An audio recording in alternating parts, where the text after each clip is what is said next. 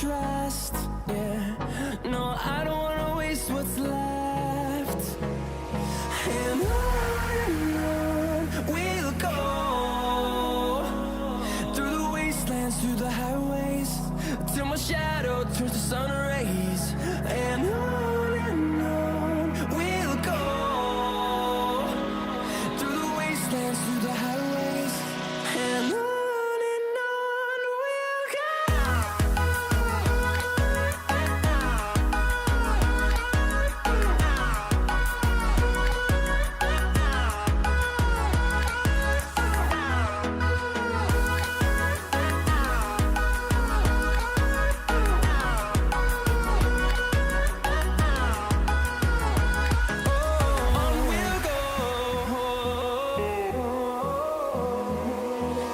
Finding life along the way, melodies we haven't played.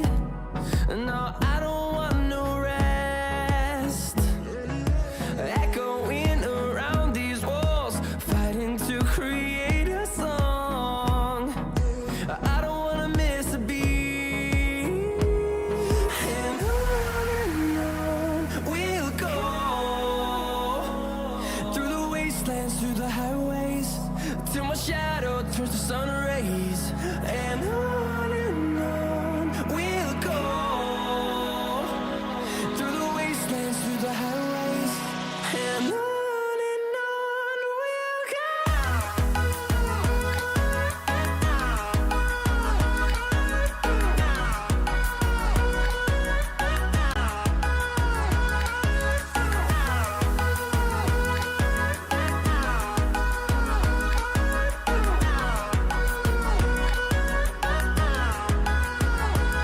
And we'll grow in number, fueled by them to see the horizon, turn us to thousands.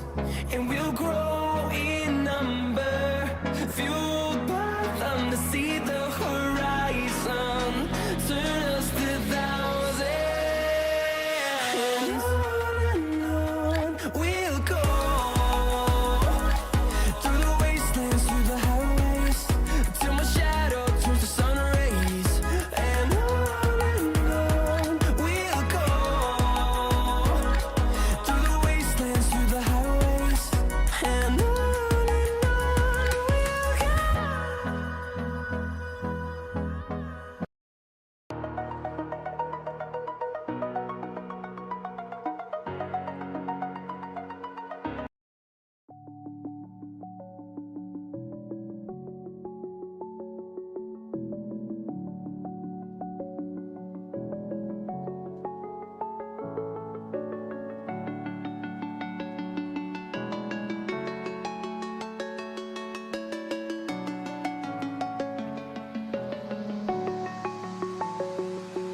I'm alone, I'm a broken home. I gave you all the bricks that I own and know. I'm letting go, I'm breaking these walls down, breaking these walls down. If you want adventure, then fly to home. But if you wanna travel, then go alone. Yeah, what's the point in us if I never know? Yeah, if you're gonna leave, I'ma let you go.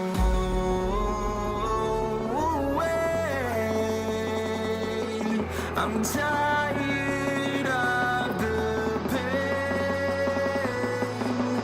Go away. I'm tired of yesterday. Harder, harder.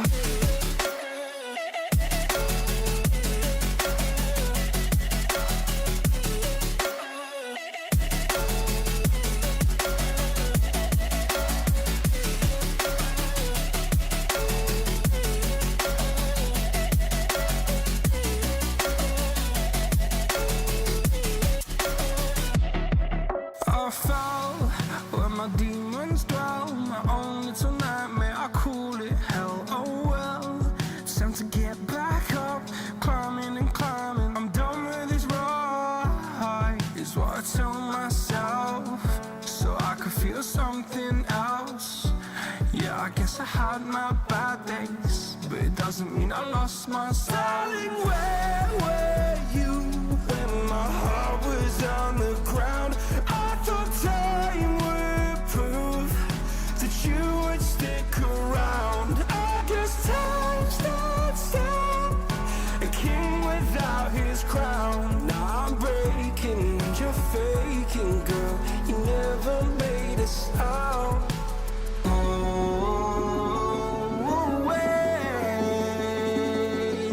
I'm tired of the pain. Go away. I'm dreaming yesterday.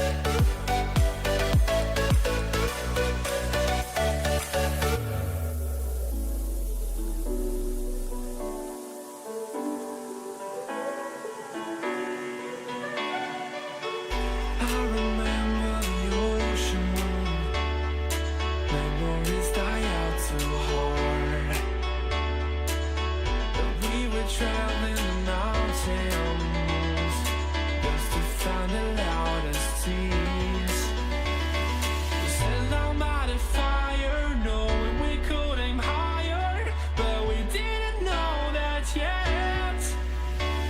So if you want something to hold on to, gotta find it first. But here I am, 'cause I've been laying under palm trees, waiting for the summer, knowing there's nowhere to go. 'Cause I am happy on this island, wanna be my funland. I don't ever want to leave, I'm in a tropic club.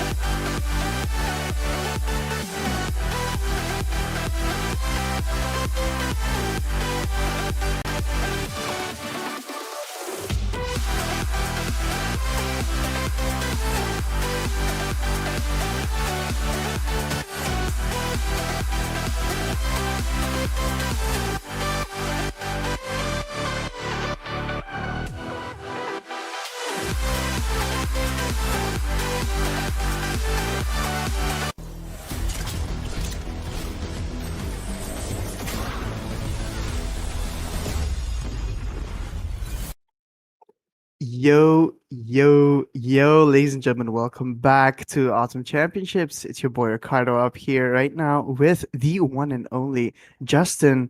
You know what, Justin? I'm so excited for this evening because the matches look pretty interesting to me as well. And it's been quite a while, so I've been down with like a lot of health issues, but I'm back.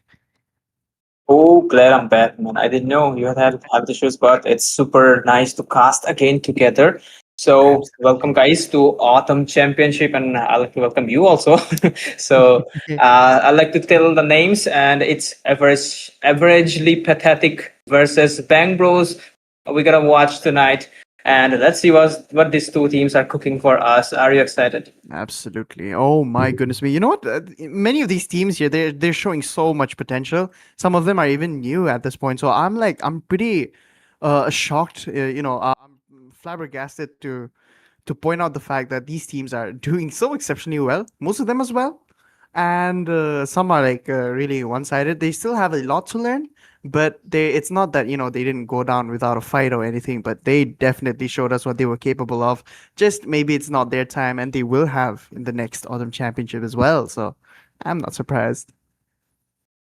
That's right. That's right. We never know what this underdog teams are carrying with them.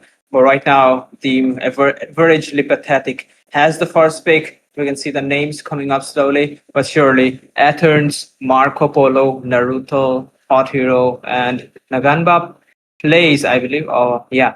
So okay, he's a YouTuber if I'm not wrong. Naganba plays. So let's see how their team performs here on this one. So the first pick is definitely on the side of averagely pathetic. So I guess he's a link player if I'm not wrong. So he might pick his signature here on this The one. fire of Oh, battle crazy. Oh, you know never what? I think we should check extinguishes. now. See That'd be value in fine me? though. That'd be looking good. I You think you know what? should. I do have to say Masha. I think she's back in the meta. I think let's say again, season has ended. Everyone is back in epic. Some are in legend.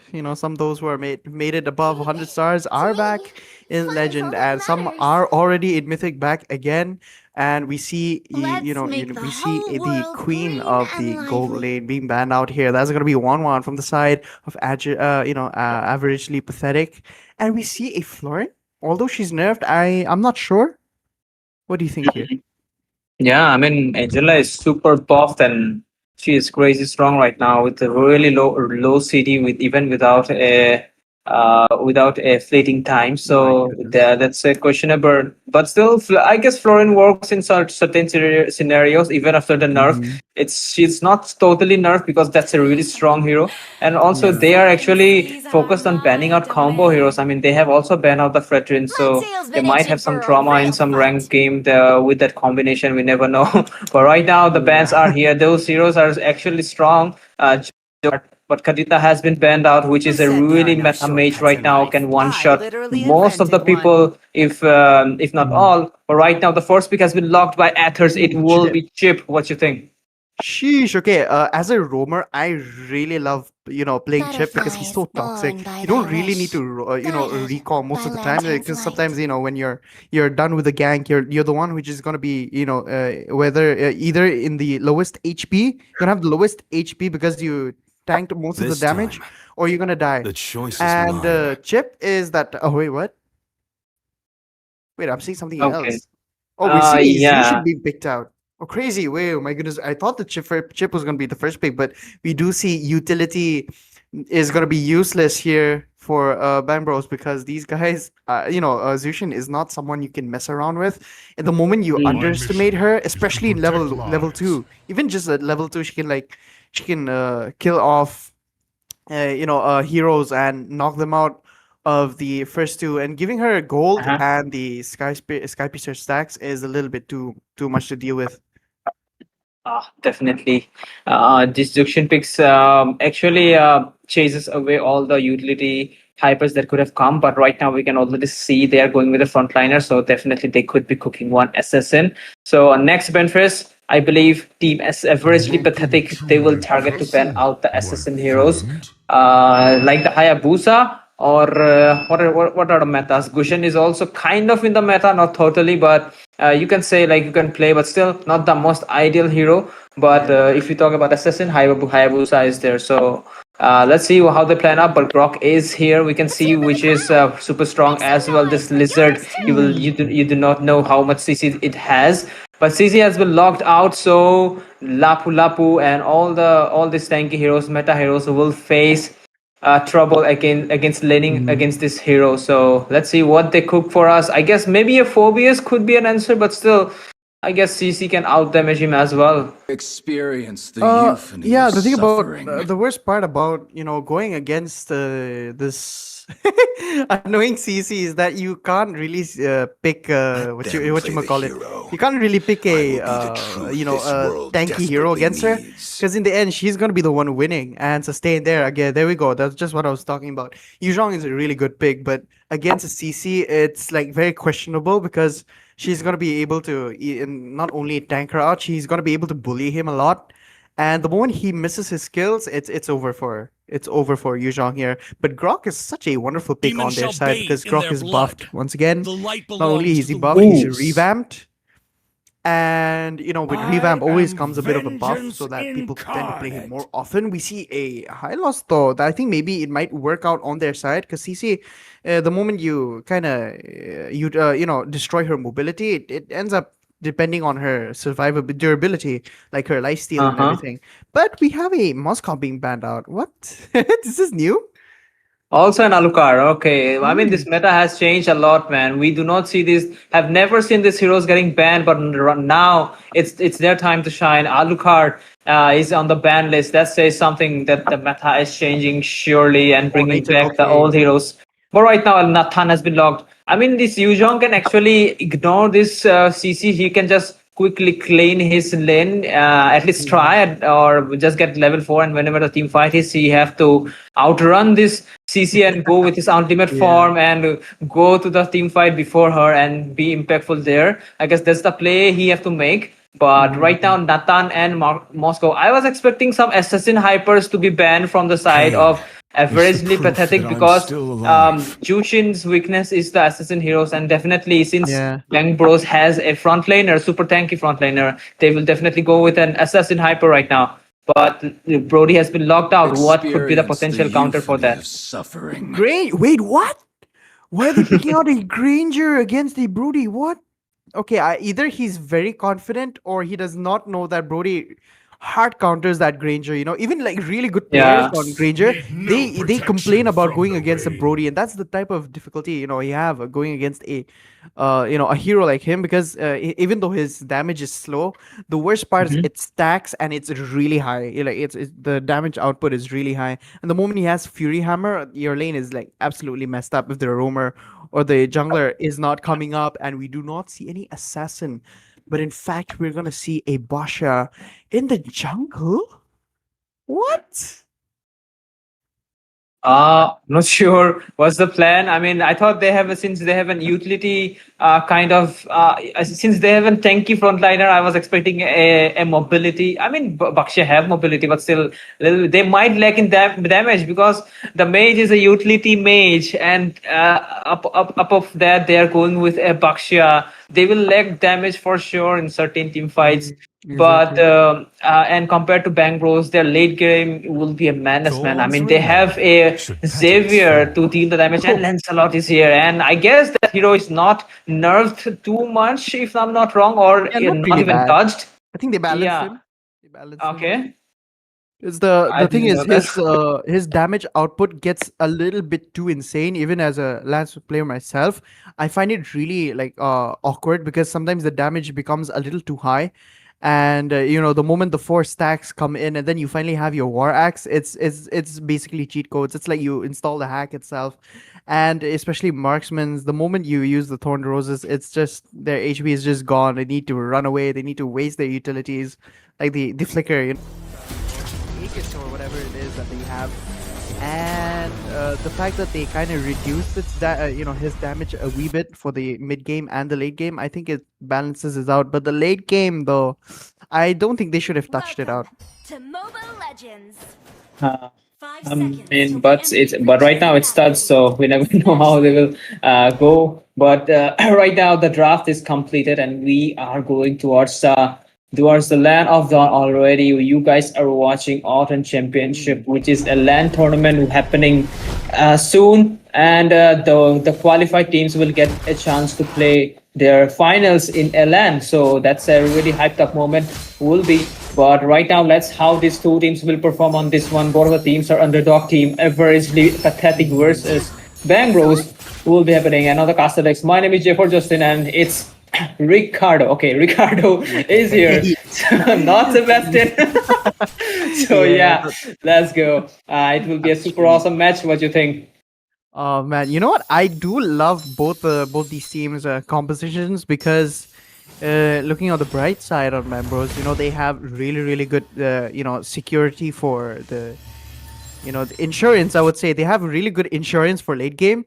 They got Brody, they have Xavier as well, and they even have Hylos. He's gonna be really tanky against let's say even for CC to melt him down. And we all know what CC does, right? Her true damage is meant to melt down a lot of players. And I do find it awkward to see Antares. Oh, it's Antares. Oh, okay. I think it might be the same Antares that I know. Otherwise, it's it's gonna be someone else. I mean, it is him, I think, because even okay, Lancelot going in and got the first blood already. What? And they are going in for more. Hajun pretty low, and that's the trade. And Antares took the trade. As far as I remember, Antares was a roam player in my squad before, but right now it seems like he has switched his lower lane to jungle. Is it the same one you are talking about? I think so, man. I really think so. It's the same one. I talked to Antares as well, but if it is this guy, you know what? We have to text him after this match, because it might be him. Who knows, Hey, yeah, his previous name was Yalgar, right? Yeah, exactly. Yeah, that's the same one then. Oh no. Okay, the third one. Let's see how Antares puts the retribution done. And there is no Lancelot here, so simple retribution done for him. And it seems like Hajun got taken out in the process. The one turtle and one roamer. Really pretty trade. And they are going in for more. Okay, wild shot, dealing a lot of damage. Double kill for the Grok. Okay, that was something. You know what I have to say, dude? This is why I love Grok. He's just that one. He's that one assassin tank that everyone loves. Yeah. He's basically just a support tank, but his damage says otherwise. Yeah, I mean he's like some insane kind of damage, man. That's okay. Something is going on up there in the red buff, but okay, something's like up. An easy kill on their side. As Zushin, once again, the most annoying person that they're gonna go against, especially in the early. It's not even level 6 yet. I don't think she just barely has her ultimate skill, and they're not gonna be able to chase her down as much as they think they're gonna be. Doing, but oh my goodness, Antares looks like he's in trouble. But Lancelot will be able to make his way out of that trouble zone there. As once again, Zushin, really annoying hero in the mid lane. Especially if she really knows how to roam. Just as the moment there, just sometimes people tend to stay and try to go to the EXP lane to get some EXP instead. But looking at her, they want to focus on that gold lane. They need to focus on that gold lane, because if that Brody is, getting free farms, it's not going to be looking really good there. Kind of exposing herself a little bit too quickly, though. Sheesh. But right now we might see a gank. Antares in the back line, it seems. So he got stunned a bit. But it seems super awkward to see a Xavier super is like level 4 and their hyper is already level 7, about to hit level 8. Okay, that drag was there, but right now Turtle is spawning in few seconds. Who will get it? Lancelot was not there in the previous one. Will he be able to secure on this one? If we talk about the lead, definitely team averagely pathetic has the lead here. But right now, the turtle is up. We can see Brody Sans, his name is. Alright, that's something.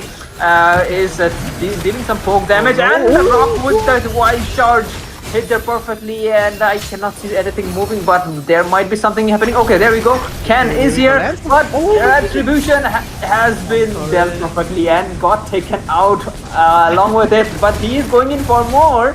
Yuzuke doesn't have the Alucard with him, got taken out. Double kill for Baxia, and also one kill Naruto. Okay, but getting one kill with Sky Piercer, and looking like a clear domination in the early phase of the game at least. Yeah, this is the thing, in the goal lane, they're doing a really good job making sure that Granger is not really ganked most of the time. And the fact that, I have to say this out loud, high loss is a good pick, but they don't have someone to that is sorry, what I was trying to say is actually pathetic here. The team, they have a lot of mobility, like almost all of them, and Groth himself, they can't really stun much because he has that immunity as well. And looking at that, just as I mentioned, they have their movement speed is a little bit too high in fact to go against and pick the high loss. So I would have been glad if they picked maybe a Kalea at least, in order to take one of them out at least. I'm not sure, but those are just my thoughts right now. I mean, could have. There were so many possibilities. I mean, so this Yuzhong is getting hard countered by the CC, and he's struggling in his lane. So, so his plan should have been to go leave the CC alone and just rush the team fight and try to outrun with the ultimate. But right now, Grok seems like his trap will be forced to use the flicker. Antar is in the middle. He was tanking the tower damage as well. Lancelot coming in with the ultimate and the phantom execution, but someone is in the back line, I can see, and they are getting taken out. CC, it was Hothead who got too carried away and got taken out. Okay.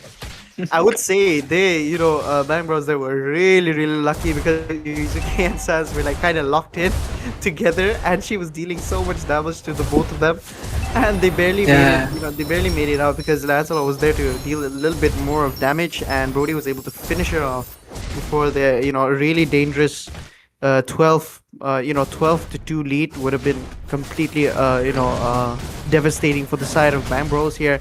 The third turtle is spawning up. Lancelot looks like he's not going to even compete for that at all here. And just as I was saying, man, they have too much mobility even for Lancelot here at this point, because it's going to be really difficult to get those phantom executions as well. I mean, yeah. I mean, these tournaments actually nerfs. I mean, because of nervousness, they just get nerfed somehow, and they play really, really safe. They do not want to die. They do not want the blame on themselves. So these are the stress comes on you since they are a new team and they are facing those things. But I guess this Lancelot have to play a little bit more aggressive than he is playing, so that their team can actually bait out some skills from the teammates that will actually help their roamer at least, or some other teammates in some way. But right now he's in trouble, it seems. Yujuka pretty low in HP, and we can see the blossom has been popped, and he will pop the head of Yujuka as well, but got taken out by Lancelot. That's a trade. Mage for mage done. Lancelot got 1 kill. That's good for them. He will get some lead to get some item. He will get some gold. But right now, the glorious pathway has been popped, but he will not utilize it in any way. He just created a slow effect so that the CC doesn't jump around too much. So yeah, that's most of the thing. But they really need a lead, especially a kill on the Grok maybe, or maybe the Bakshia, but Yuzhong got trapped there. Super, he's in misery there and got taken out there. But look at the red buff there. Man, okay, look, you know what? I have to say, oh, the damage coming in. Oh, Vengeance is able to save him there right there as well. Okay. The spell vamp that he has, and the Vengeance added really helped him out there. Otherwise, he would not have been able to get that as well. And the Brave Smite as well. I think Hothead was really lucky there, but yeah, that's nice. The Lord is coming in 3 seconds. So averagely pathetic. I guess they should keep up their discipline, and look at them. They are just moving towards the Lord. Wants to end the game ASAP because they know the late game damage of this Brody and Yujuke, the Xavier, will be pretty high after they get the equipment. So it will be really hard to push as well, because the defense, the lane clear, the wave clear of this hero is pretty insane as well. And so the Lord has been taken out. Will they be able to end it in the first push? That's the question here, Sebastian. Oh, I mean Ricardo. Nah, it's fine. You can call me that as well, as long as the people know that I'm Ricardo, and not the OG Sebastian, But yeah, I think the First Lord is, people tend to say First Lord, it's useless. Let's wait for 12 minutes, but I would have to completely disagree with that, because it's so crucial to push your lanes. And the moment you get your first Lord here, see, they're fighting off, and Lord is being completely left off. You see that? That's the main issue. He deals a lot of damage to the turrets, And Yu leaving him Zhong? alone is going to be a really, really big mistake, as Mr. Prince might be able to get this, but no, the Sky, I think he has Sky Piercer. Marco Polo already has Sky Piercer, so he's not going to be able to be taken down that easy as well. He's even got the Impure Rage, happening as well. Looks like High Loss is in trouble most of the time. The utility that Mage doing a lot of work here for Averagely Pathetic. And there you have it. Look at that. This is what I was talking about. The first and second tiers are gonna get completely wiped out by that first tier lord, and the second one here is just gonna guarantee which lane is gonna be, winning their side. So they do have to complete it off a bit. But I would say it's better off to keep at least all three of the lanes here, for their side, because sometimes they tend to drive one of the lords, the direction. Sometimes they drive it into the other turret, so you either take away two or you just keep all three. Otherwise, the second tier lord is going to be useless. Totally, but these people have to. The Yuzhong do not have to play super aggressive. I mean, he just went in. I mean, that could be a possibility that he was trying to distract them, but still, he could have stayed alive a little bit more longer and maybe try to get his items done. He can get some gold from the Lord clearance as well. But yeah, they have to at least keep their discipline. They have to try to defend their inhibitors at least. And let me have a look at the items if possible. All right. So the Yuzhong is going. Okay, the items. The interface has changed a bit, as I can see, but yeah, that's some decent things. But that's looking nice, though. It's super clear right now. But right now we can see that Yuzhong going in with that super sustain build. I guess he needed that dominance ace for some slow effect as well as some anti-life still. So that could have been handy. But right now he's going for that dreadnought armor so that he'd be a little bit more tankier, especially for the Granger. But it seems like he already have the Malefic Row, so it will be super pointless. I guess he should go for HP items more than that. But the Lord has been cooking up, and I guess they shouldn't do any kind of mistake, especially Bang Bros, because one mistake and they are super done with this. Exactly, and oh my goodness me, the second tier lord has been taken by the one and only Grok there, and it's gonna be a huge problem. Looks like Basha here he's gonna be able to easily take out their Yuzhong though, because as a Yuzhong, as someone I love playing Yuzhong. He's a really, really good lane bully, but against CC I tend to really what do I say, keep the distance most of the time and kind of mark. You gotta mark the the other lanes instead, because going against CC is like basically, how would I say it, going against someone who's like recalling, but who he recalls into the base, and he just comes back in immediately. So that's the type of sustain that she has, especially in the early game. So you don't want to go against something like that unless you can make do with your Petrify though. Yeah, totally, man. The Petrify. I mean, he can actually bully. I mean, but there are some plays. But right now, it seems like great knockup coming in by the white shirt and the wall combination. But the follow-up was not quite there. That's what I'm still talking about. But CZ got a kill anyway onto that Hajun there. But Yuzhong getting in the back line will take out the Granger. That's good for them. But it seems like the two hypers are fighting in the back line, and Thar is trying to sustain as much as possible. Few more chunky minions are coming in. Lancelot might want to play a little bit safer. No, he will die from the Sky Piercer of this Jukshin there. But still, we can see two more big waves from both of the sides there. Okay, their defensive minion has spawned, and it's the Xavier and Yuzhong trying to defend it. Xavier has the wave clear. He should be able to. Okay, that's a bad news. Mr. Prince got taken out, and Brody still have some time to pop. Two more minions in the base. Will they able to defend it?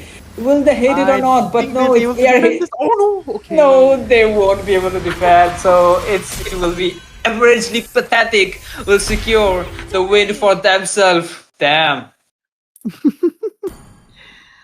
Oh my goodness me. Okay, they played so well, dude. Okay, this was really, really one-sided, I have to say. They got, I think, you know what? The 5 kills that they got was just like luck. I would have to say that, they're just ganking and they're just like, get him. I think I made a mistake, so just I'll just die, but then you guys get him for me. That's the kind of attitude that they had there, and it worked out pretty well. So I really Pathetic is doing really well. Thank you so much, guys, for watching. They finally are in the next phase, I would say, is it? So yeah. Yeah. Okay. Oh, by the way, guys, I forgot to mention that the file list for the LAN. Finally, when it's finally gonna happen, it is a sponsored. So guys, play well, as you guys will be taken care of by the team, and you don't have to worry about a single thing because they will be always be there watching you. Okay, Okay. wait, that sounds Okay. so weird. Okay. That That sounds, sounds okay. that sounds like a threat, dude. What the heck? Yeah. They're haunted right now. But never mind, guys. Do hit the like button, hit the subscribe button. You chill. This guy is just kidding, man. You do not go in the tone. He's a super friendly guy. There's no threat. Yeah. Is everything fine? But do not, you guys do not want to miss the next match. It'll be super Exactly. awesome as well. So stay tuned. We will be back after a short break.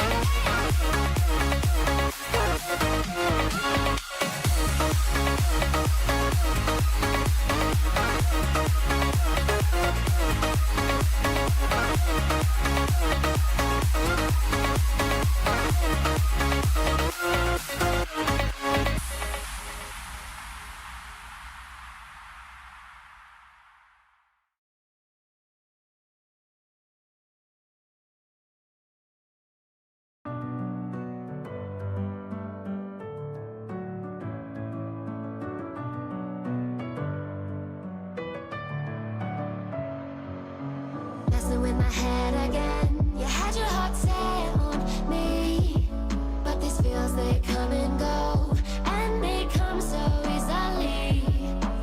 Tell me what it is about you that I can't forget, but you're breaking down my walls again, just to set me free. Why do I, baby, why do I love the way you always leave me?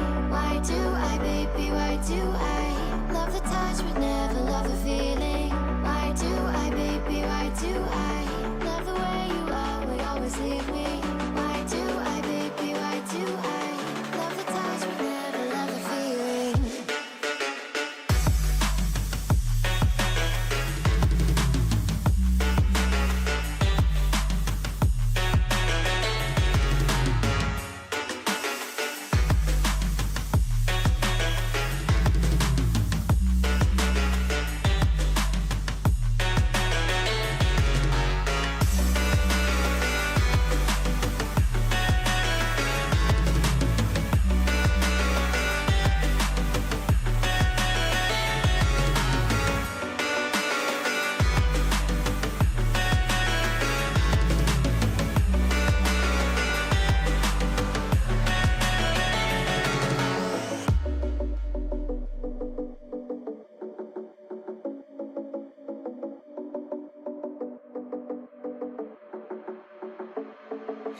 Staying up when I go out, you gotta know I'm all yours. But when I say what's that about, you start slurring your words. Tell me why you have to seem so distant when I'm holding you. Your fingertips are drifting away, and I fucking love how it hurts. Why do I, baby, why do I love the way you always leave me? Why do I, baby, why do I love the touch but never love the feeling? Why do I, baby, why do I love the way you always leave me? Why do I, baby, why do I love the touch but never love the feeling? Why do I, baby, why do I do I, baby, why do I do I, baby, why do I love the touch but never love the feeling?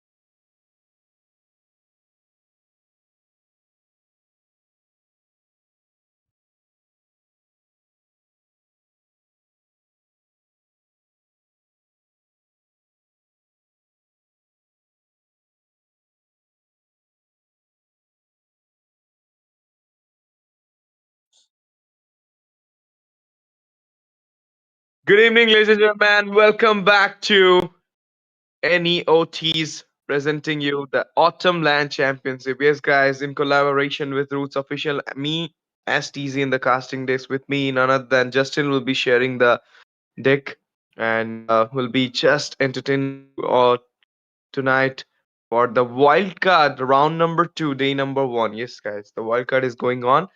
As we already finished up the round 2 of the main tournament. So right now we're back into the wild card, and the round 2 of wild card just got started from tonight. And tonight, the second game of the night is between Team Critical Crew versus Telescope Esports. The draft is on, and we're going into it. The first span coming in. Justin, any guess? A CC or something else? CC super much in meta, I believe, because even the last game we saw CC was super dominating, and she actually dominates most of the XP laners in this one. So it's a worthy band. Critical Crew. Yeah. I guess we can call it CC. Yeah. So Yeah, Telescope call it. Esports is there. I do not know about this.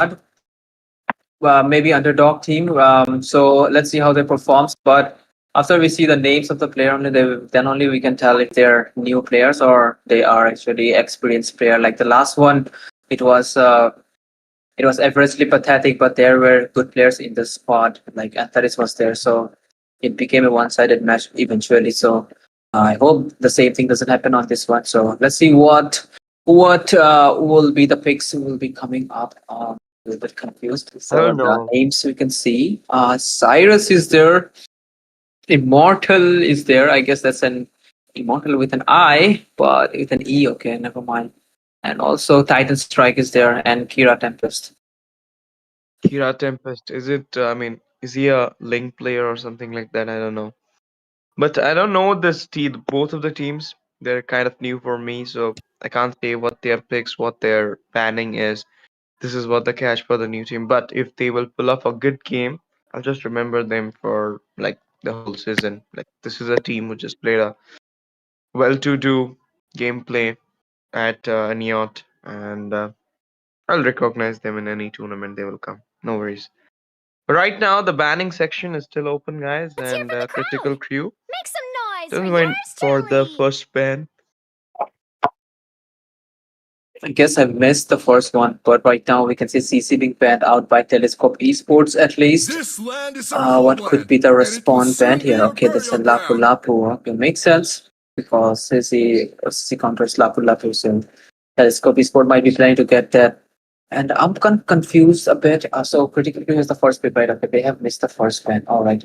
So what will be the next band? They are actually skipping up some picks, some bands, so that they get the maximum advantage of the first pick.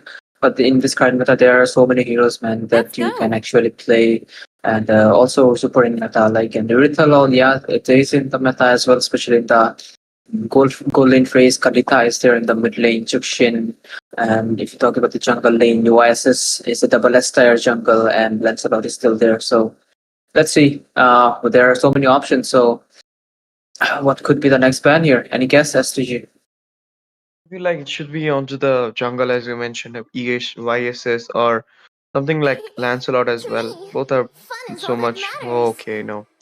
They actually missed a ban for the first ban, so obviously you need to ban out the co-lane You meta. are That is facing a 1-1. She's crosstier. broken, Justin. I mean, she's totally broken. I feel so. You cannot cut her up, and in the late game, she's so insane. So, I mean, her damage is so insane that you cannot counter him up as well. So they just banned out the 1-1 right now. And the last ban from the side of Telescope Esports is a winning lane EXP. That is a glue. Both winning lane EXP just got out there. Grok being open, I might feel like Critical should go for the Grok pick here, or they can also go for the Lancelot as well. It could be a good first pick from them as well. Lancelot, and then you can go with some EXP Esmeralda. A lot of heroes open at this moment, but no, they're just going for the Kadita, trading out the Lancelot as well as Farsa and a Jushin, even the Kalaya as well. Yeah, the Asian Shin as well. So those all heroes are getting compromised for the Kadita. I hope it pays off. What will be the response on this one? The mage They need a flexible one. They need a tanky one. Jukshin is still there. I mean, they can go with a Jukshin. With the Clock of Destiny, she will be tankier. But they have decided to go with a Granger instead, along with a Grok to combine it. Okay, Granger right now will not get countered by an Irithel at least. But still, Claude is a good contender as well, because with the Blazing Duet and the second skill, it can actually move around and will not get hit by that Rhapsodies and that Sonatas quite too easily. So that could be a potential threat to him. So, but still, the Grok is there, and the rest of the team is yet to see. So how they will counter its Claude, that's the question. And the another pick, what they might want to combine. Will they go with an early Lancier, or they scared that their enemy might pick up a Minstar? I am not the only one bound by these chains. But Might no. be a thing, yeah, but they went for the Phobius EXP instead. But there is it's a good choice, because the counter of Phobius, that's a CC, is right now banned. But they can actually go with the Yuzong, or maybe with the Esmeralda, because I don't feel like Alot would be a great choice here. Phobius being prioritized, it will just give him unlimited passive on. That means the Infernal Pursuit will come again and again, again and again. And it will also disrupt the backline as well. So I feel like you should go with something else. Yeah, I told you. Yuzong or Esmeralda. Yuzong will be prioritized. GG pick coming out from Telescope Esports. Nice name though, Telescope.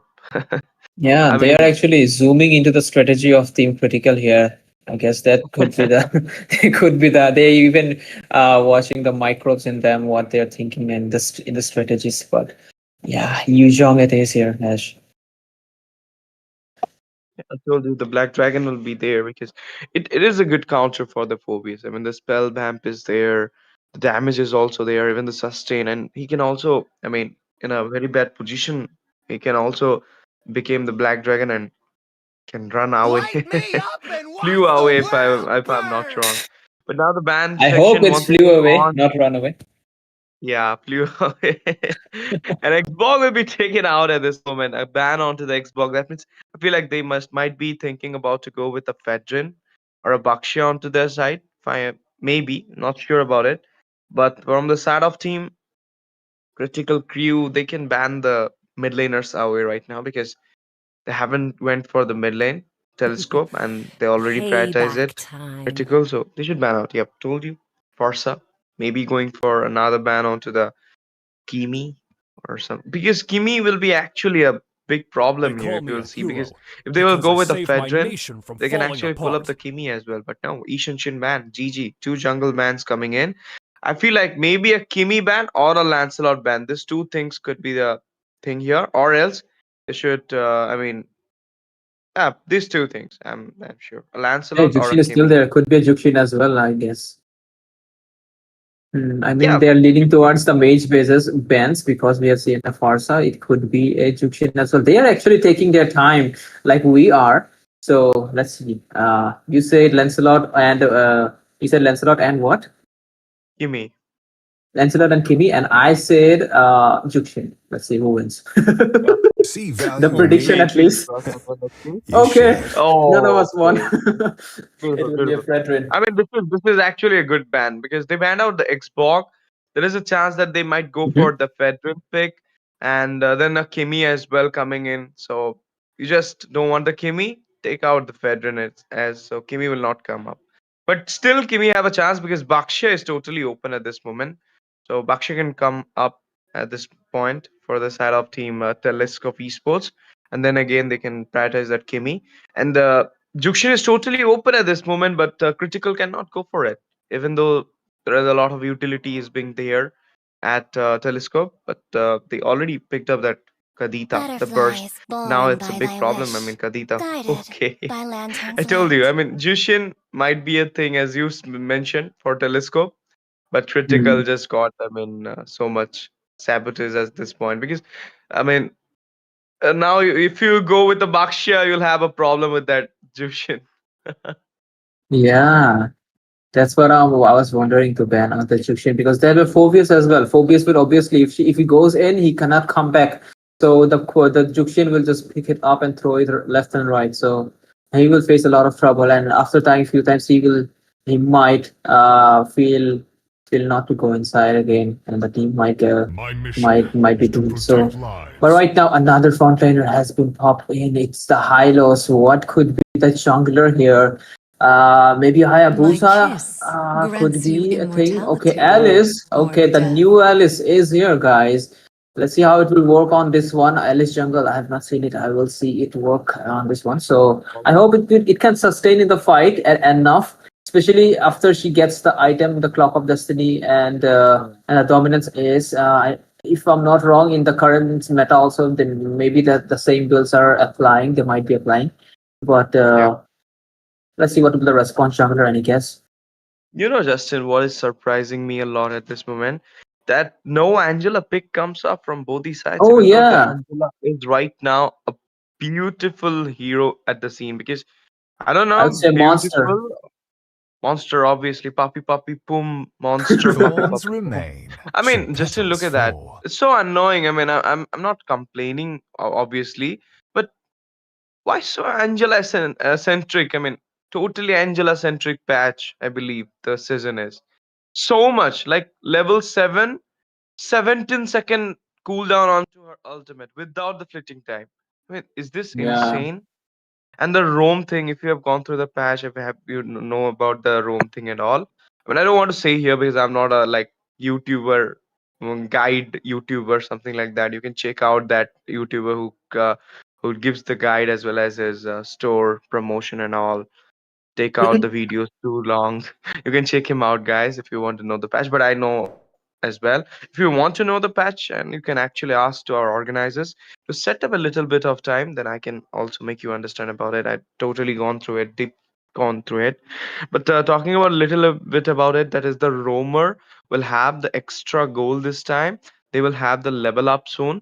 And if you're taking up the roam blessing, you can actually be level 12, level 10, like so far against another roamer. That's the thing. I mean, I want to with a deep conversation, but I cannot say in just 1 minute, 2 minutes. It's totally a big thing to say. But leave it, guys. You can also actually check on to some YouTubers with the guides. No need to. I'm not a YouTuber. I'm a caster. Let me talk about the game right now.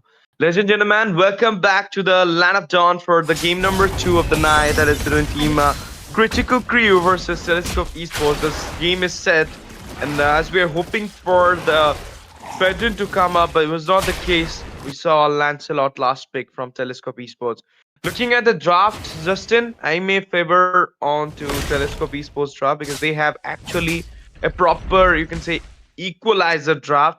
They have the crowd control, they have damage, they have utility, they have backline, they have burst. So everything is there. But from the side of team Critical Crew, they don't have the high loss still. I mean, sustain is kind of a little bit not onto the par we were thinking about. Is your screen looks like Brody? Oh my god, that's so. Oh, okay, never mind. But right now, yeah, it is. It does look like a Brody a little bit, but still, two parts of it do looks like Odette though. So I hope it becomes becomes Okay. Odette totally. But right Okay. now, talking about the draft, like you said, yeah, the team Telescope Sport have everything they need in their draft. They have a Brock, they have a Lancelot, they have a Jukshin, so they have a lot of things. So they might have an upper hand winning on this one, or it might be the draft that have kind of confirmed the win. Okay, we are back to the Land of Dawn already, guys, and you guys are watching Autumn Championship, and it is between Critical Crew versus Telescope Esport. And my name is Jay for Justin and STG. We are the casters tonight. Turtle has been spawned 1-for-1, and it seems like the hyper of the team Critical Crew got one kill, and something is going on in the mid lane here, Ash. Of course, I mean, the Hyper got the kill here for the side of Critical Crew, the jungler obviously, but the Telescope jungler loses it out as well. But now the Turtle Dance already started. A skirm is going in there. Grok finds the kill onto the high loss. He falls down, but the Black Dragon emerges. Let's see. Okay, GG retreat coming in by the Lancy. Lancy got the Turtle there, and a double kill will be secured by the Roamer. Told you the Grok will be a big problem, big threat to them, and this is happening right now, and they're just going on the blue buff. Alice without a blue buff is a very bad thing, I'm telling you. And now the Throne Rose comes in, the Infernal Pursuit goes in as well. Flicker comes up, they forced it out on the Phobius. This is what we're telling about. I mean, there is a lot of CC that if the Phobius goes in, he might get a lot of trouble coming back as well. Rock Wave's already being used. They right now choosing to disengage from the team fight. Nice choice. 3-4-1 is the score. 3 for none is the trade, you can say. They got the turtle, 2 kills as well. The wall is right now hindering out the high-low stair. And there you go. A little bit of crowd controlling coming with the lantern. And we can see some action going on in the XP lane as well. And this is questionable who will win. But since Team Critical Crew has more lead, so definitely the Yuzhong might lose 1v1 against him, and he might not waste the Petrify on the XP laner for no reason. I guess he should save it for the backline. That is the Claude, who doesn't have a Purify with his hand at this point. So if you get the hand, but it's super agile though, and even the Akadita is super hard to catch. This Yuzhong is gonna have some trouble. Oh no, I take my words back. He just killed the XP laner 1v1. But right now a fight has begun in the bot lane, and seems like Kadita got taken out. That's a really weird name. And again, that's Immortal got taken out in the mid lane. So again, Telescope eSports are clapping them, and Pleasant Duet has been used to clear up the wave so that the turret doesn't get pushed, and the gold shield stays there, and they do not get the chance to steal it here. Nice one. Still there. I mean, having the upper hand at this moment. I told you the draft is so centralized, equalized for them. They have everything onto their draft, and right now they will be securing out the second neutral objective for their side. Yep, a free and non-contested one. Now they're going on to the fight as well. Puncture comes in. Hylos goes with the penetration circle. Rough waves, 4 people. Flicker goes down, and Yuzhong will be taken out by the Kadita. In the meantime, Alice finds a kill onto the Lance as well. 2-man down. A retaliation redemption comes in from the side of Team Critical Crew, and in the meantime, Infernal Pursuit just busted down the Chushin. 3-man down with the turtle on. 3-for-1 trade coming out from the side of Team Telescope eSports. Yeah, I mean, Critical Crew got some kills in the meanwhile. Sorry. Yeah, Critical Crew got some kills there in the meanwhile. So yeah, they are. If we can see, they are trying to fight back. They do not want to lose the game super easily. And Kadita is there looking for a really nice ambush here, and I guess Granger will not come out of the turret quite too easily. And alright, this Grog, he just pushed it and placed the wall. That's super toxic, but yeah, he is trying to be safe because this Kadita can absolutely burst him out, especially if he's not going with the magic defense early. But right now, look at the annoyance of this Yukshin, super annoying. Even to the Kadita, but okay, glorious pathway.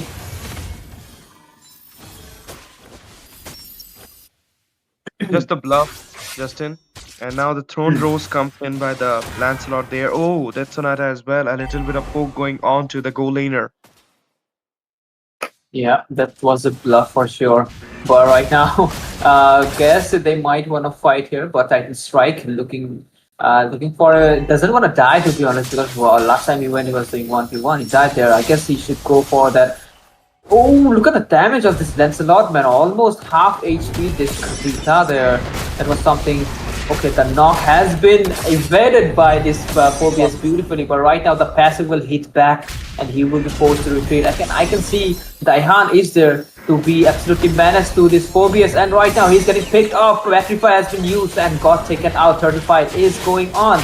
The skills are quite not there. Oh no, it is there. Black Dragon Ball. But Turtle has been secured, but the Lancelot here it seems, and Alice will secure a kill into the tank there. But right now they are going in for more. Alice trying to get the kill on the Granger, and the damage is there. Okay, he will use the flicker to escape the scenario. The Cloud almost about to take out Yuzhong there, but he will be escaping because the passive just propped right in time. Okay, now the Claude do have the mirror there, but he can escape it out easily. Yep, I told you, he can escape it out easily. But Chushin was really in a beautiful position, might got that Claude out if the Lancelot would have been there. But now the team fight really just went into the hand of Critical Crew. Even though the turtle, the neutral objective, is going into the hand of Team Telescope, losing out the team fight. It's not a good case because I mean, in the end, the micro lead will actually give them a little bit of gold equalize, and that would be a problem. Would be a big problem in the late game as well because there is the Alice out there for the side of critical crew at this moment. But till now, not a single macro got into the hand from both these sides, but the mid tier of side of Telescope is in a very difficult position. Drop whips comes in, Glorious Pathway slowing down the Jushin there. And there you go, the puncture comes in, Kadita goes down, high loss with the penetration circle, just going back, Throne Rose comes in, slow him down, Claude goes back, high loss might be taken out, yep, it's a Rhapsody onto the back line. Taking out the high loss there. What a start for Telescope eSports. I mean, they got the turtle there.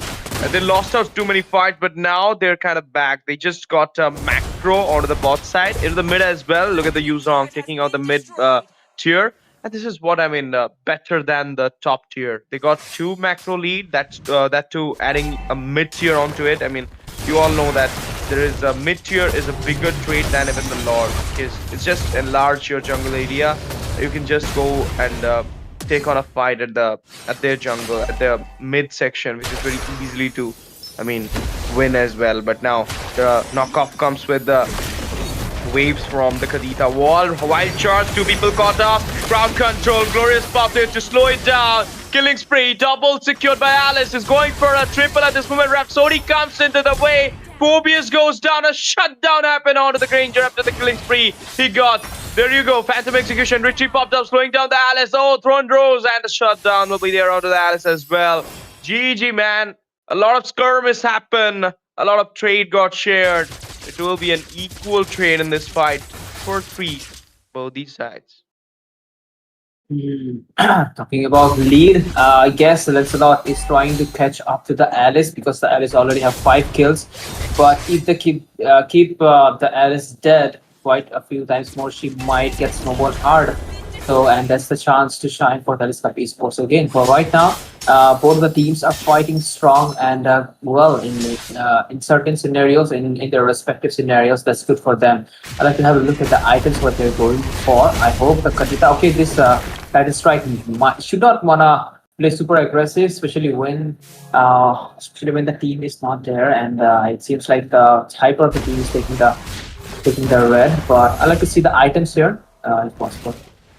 It might be a thing like the items will actually be a. I mean, we're gonna see it soon.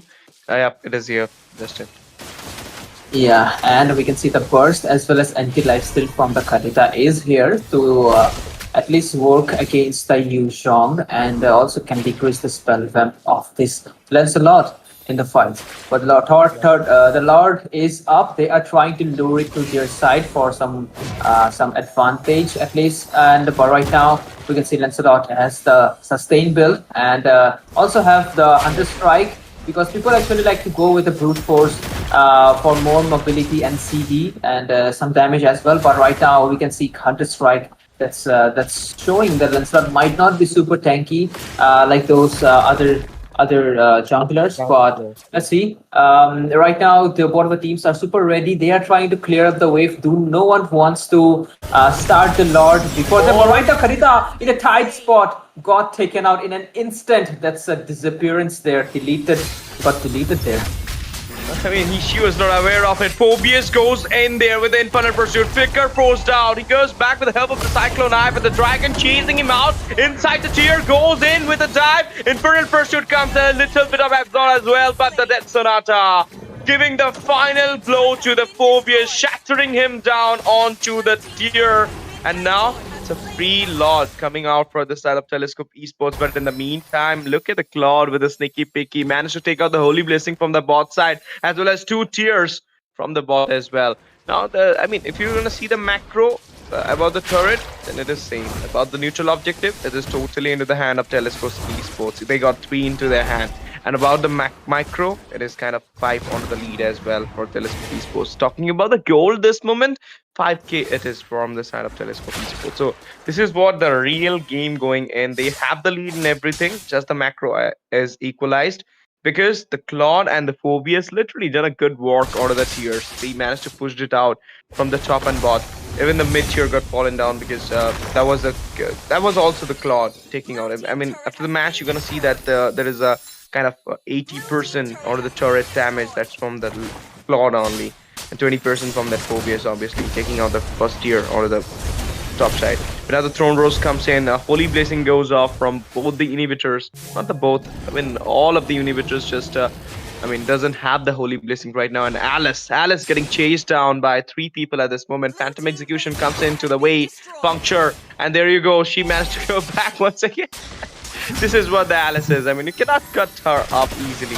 But at this moment, Rhapsody coming in. Let's see if Alice will again give a dose to it. Before that, Claude managed to take out the Grok, and there you go. Granger with the Rhapsody, with the stack, managed to take out the Alice. Mikashu still finding a way for an engage at this moment, but the inhibitor is in danger for the side of team Critical Crew. It is in the critical situation for those inhibitors, because these chunky minions will be taking out the inhibitors. 2 inhibitors falls down at this moment.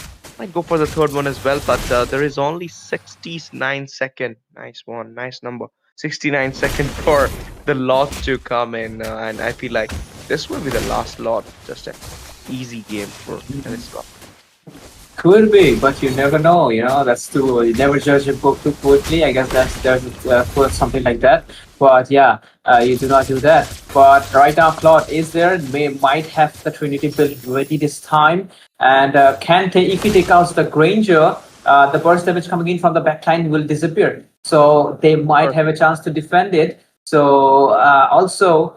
The Phobius could be the one that can destroy the Jushin at least for the while the Claude gets the job done.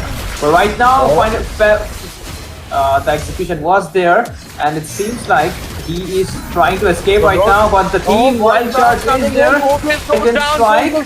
Fight from behind, but there is a Rhapsody coming in there. Phantom Execution once again. The Senator, the High Loss being taken down. 2-man down at this moment. Look at the Granger. He does have the Rose Gold. He still finds the kill there, but the shutdown will be happening by the Fish Lady. The Khadija will be managing to do it.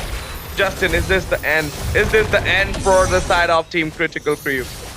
It's a Lancelot. Hits the base perfectly. But they have an Alice, I guess. Also, Kadita will hit the rough wave soon. No, he will not get the chance. It's a Lancelot that will secure the kill with the killing spray. And the defensive minion has spawned. But again, someone disappeared just there. But again, the Phobius is there to defend the wave. Yu Jong trying to lock the base, trying to hit the last hit. And they will get the win.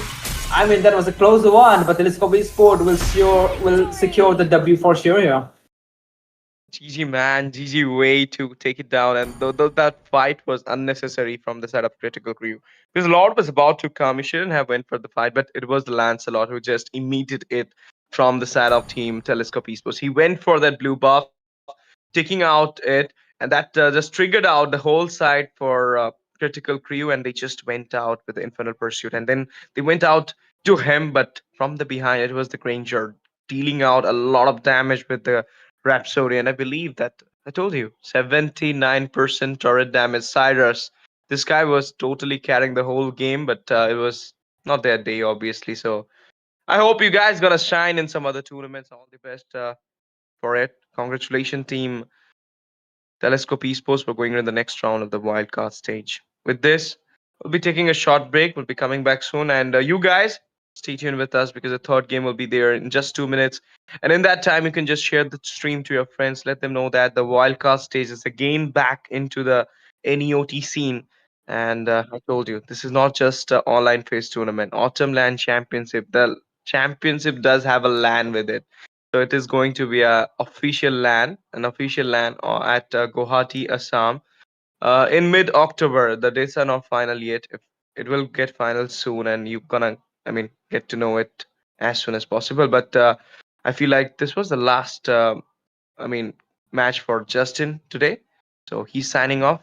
Justin, any last words? Yep. Thanks for watching, guys. Do hit the like button, do hit the subscribe button. Yeah, those are my last word, but not the least. But yeah, I will be coming back again, guys. It's not a threat from this guy again. I'm not saying last word. No, bro. Okay. Tonight. You'll be there tomorrow as well, day after tomorrow, every day, bro. It's just the last word. All right. That's right. That's you hear the guys. So yeah, we with these guys, it's me, Jay for Justin and Ash. We'll be signing off for now. Yeah.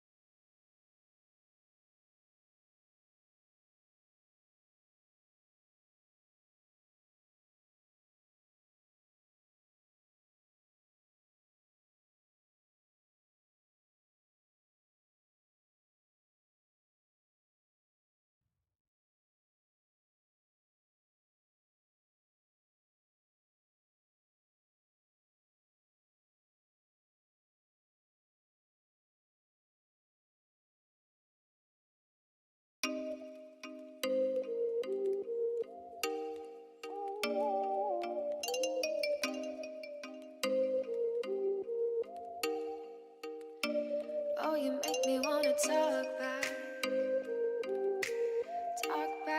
to you. Say it like that. If I hate you, then find someone new. Baby, but you know I never will. No, so I choke you down just like a pill.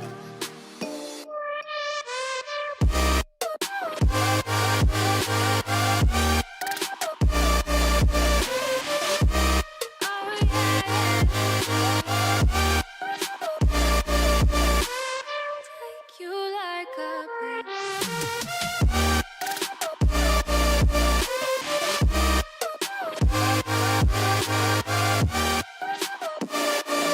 Can I feel you like a pill to get my fill. No, do me in the worst way. Don't let me sleep, never say you're sorry. Oh, maybe I'll leave, baby, but you know I never will. No, so I choke you down just like a pill.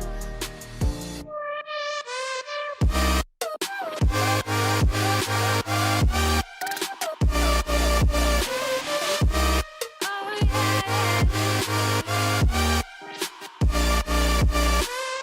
Take you like a pill.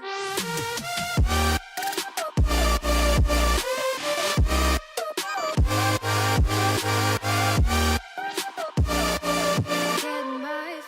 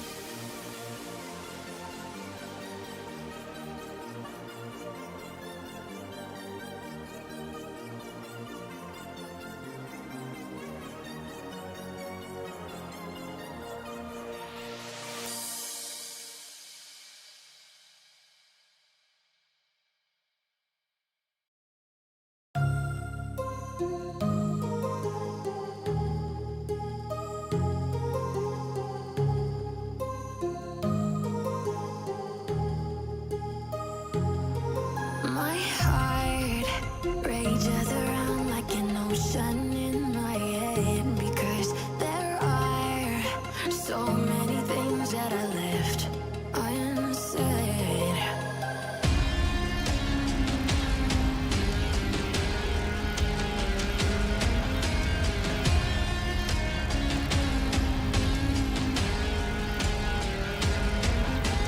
I can almost feel you walking in the distance, but I know that it's not reality. If you are echoing around inside these parallel dimensions all alone, now I'll find you in my dreams.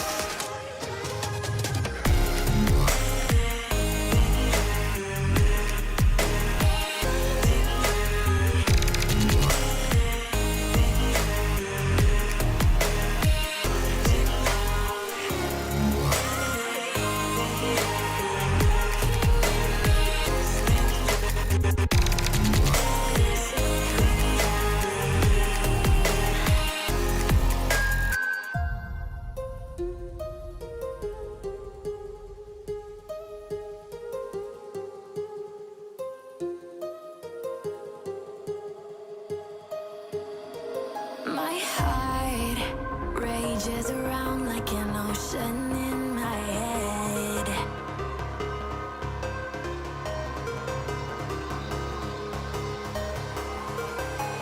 I can almost feel you walking in the distance, but I know that it's not reality. If you are echoing around inside these parallel dimensions all alone, now I'll find you in my dreams.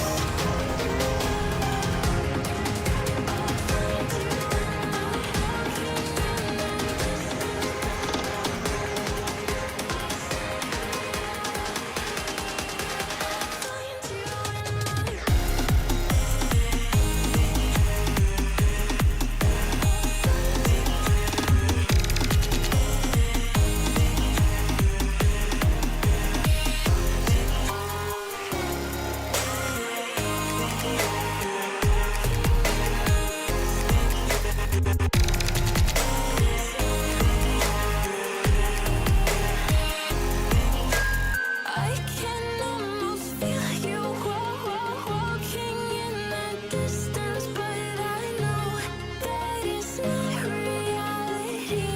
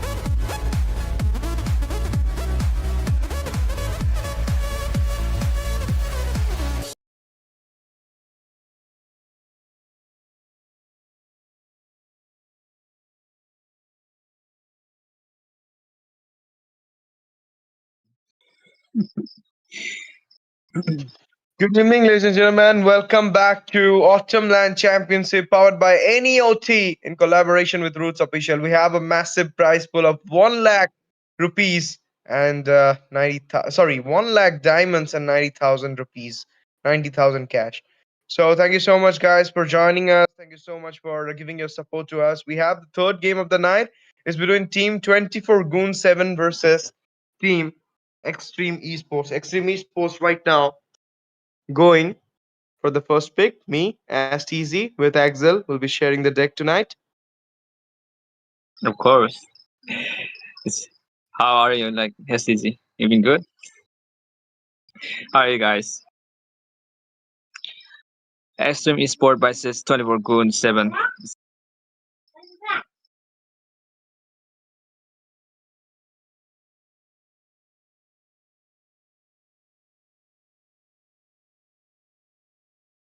Let's hear from the crowd. Make some noise for yours truly. And now we are seeing CC ban at the 24 Goon 7. What would they ban? Exactly, I would say that they could ban out the mage or EXP. Glitch on my Discord. I'm really sorry about it. I'm back, guys. Sorry to cut you off, Axel. Yeah, Okay. keep going, keep going. Yep. So I was talking about the bans. I mean, 24/7 Goon is still thinking about This how land like is our which homeland, hero and should it will ban. soon be our I mean, they burial ban Lapu ground. Lapu. That's a good ban because it might well as play as a front line also as EXP also. It's a good ban. Now Extreme Esport they are picking out their second ban. What are your thoughts about this SAD? The second ban coming out from Extreme Esport. I might feel Man. like it could be a 1-1 here. Extreme going for a 1-1 ban, or maybe onto the Lancelot because these guys are real problem these days onto their lane, and 1-1 might be a big thing for the ban because the 1-1 is totally broken, as I told before to Justin about Yeah. it. I mean, she's the meta in the goal lane, and The she southern does have a seas lot of are counters my who got the domain. mobility, but still you cannot like perfectly counter it in late game when she will getting the spike there. But now it's sort of 1-1. It's a Mm. Kadita coming in from the side of Extreme Esports. You know, the thing, the new meta is like that. You got an Angela with a skills with that ultimate. He got a cooldown now and it's better than before. And now, if they don't ban the Angelas, if they played with the Angela, it could be a disaster. And also with the revamp heroes like Daryl, Elias, and Tamus, it's also a big issue. Like in the meta right now, it changed up with the season change and with the new outlooks of them. It's gonna be a good game if they pick up one of those heroes. Let me see the test of this in tournaments. Of course, a lot of heroes are open at this point, and there will be a ban on the Lapu Lapu by 20 for Goon 7. Now they're going for the second ban. I feel so they will go with Thorns might be a remain thing that should the Extreme petals Esports have fall. a first pick, so they might go for the Lancelot in 1-1 pick. And there Welcome you to go, 20 my for Goon 7 going castle, for that my Lancelot ban. friend. And there is coming the Grok as well from the side of Extreme Esports. But I'm again a bit surprised, Axel, as you mentioned about the Angela. Previous match, Hmm. this match, no Angela ban, bhai.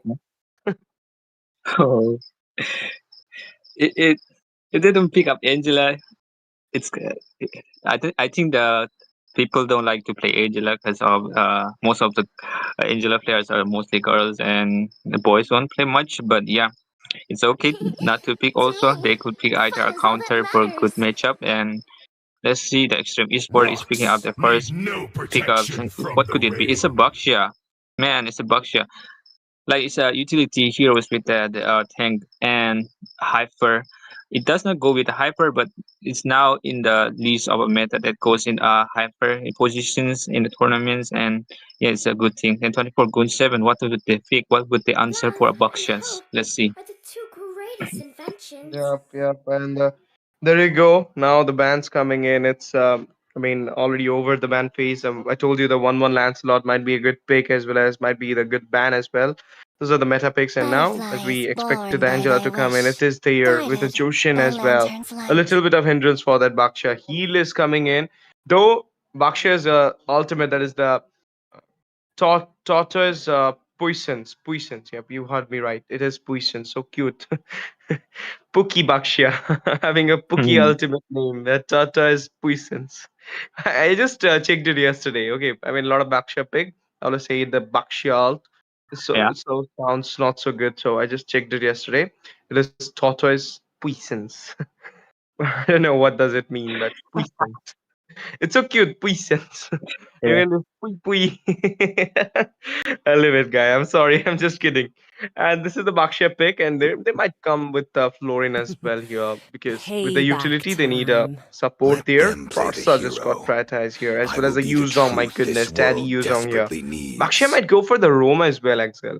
It is good with the Rome, so they might go for the Roma Bakshia here. 24 Goon 7 might go for the Fedrin here because it's open right now, and with an Angela, a Fedrin will actually suit it better. And they got the Chushin as well, so they don't need to worry about the counter of the utility here. Let's see. Not to mention, Akai is also at open right there. You can pick Akai. And what is the EXP for Let's Expo go. or a Hyper? That's clueless right now. But I think the Expo pick would be a good pickup. But Experience the make sure that you don't euphony of use the ulti suffering. on not a wrong time, but on the right time.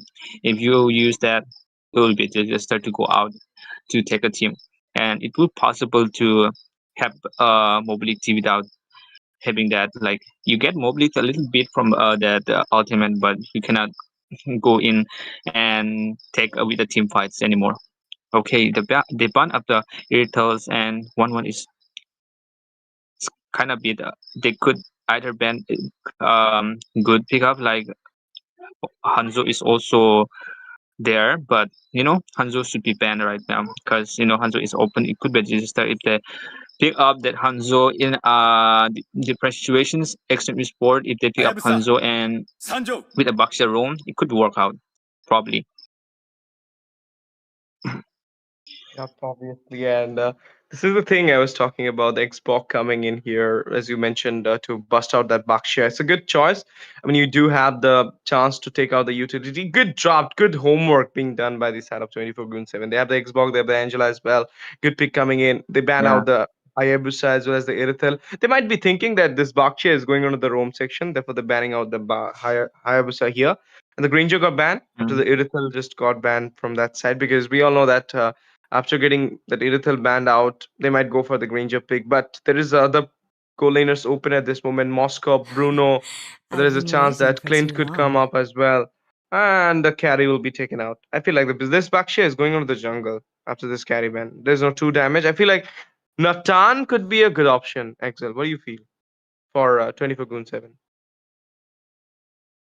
Yeah, Nathan could be open, but there is also a new hero out. If they want to test it out, if they play it before, they can test it out in this tournament. But I think they'll go for Nathan or they would go for Bruno also at their hand. But probably remaining heroes are there, so they just circle around that and let's see I what they am pick. vengeance incarnate. Moscow, really a good pickup for Moscow.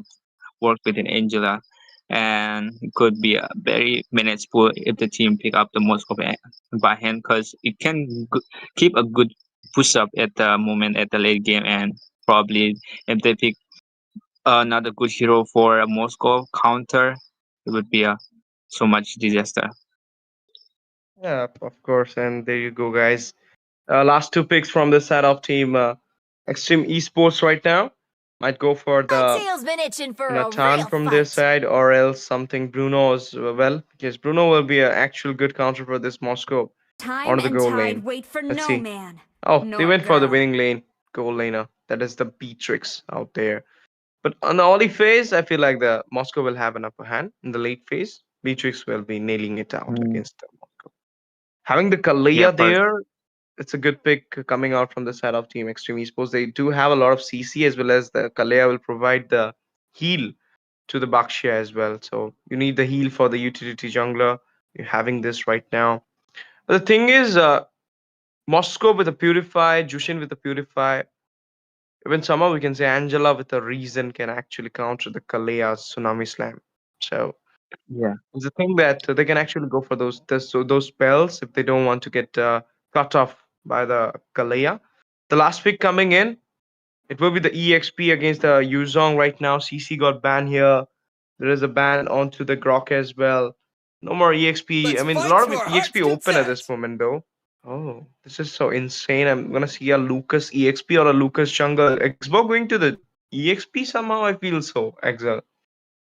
Yeah, Expo is good for EXP, but fighting against the Yuzong, it's gonna be a hard position for Expo to Virgin, because Yuzong with that life skill and that lot of damage facility could be work out for Yuzong at the early game, but uh, for for the Expo, I mean, it could go a Hyper also, it could go EXP also, but let's see if they pick good spells to apply on Kalia, it could be workout. But I mean, the Kalia would be a disaster if they pick up one of the opponents, and with the first things that the first I mean the first blood is should not be given for because it might be a lot of pressure coming out from Kalia there. This is in a man.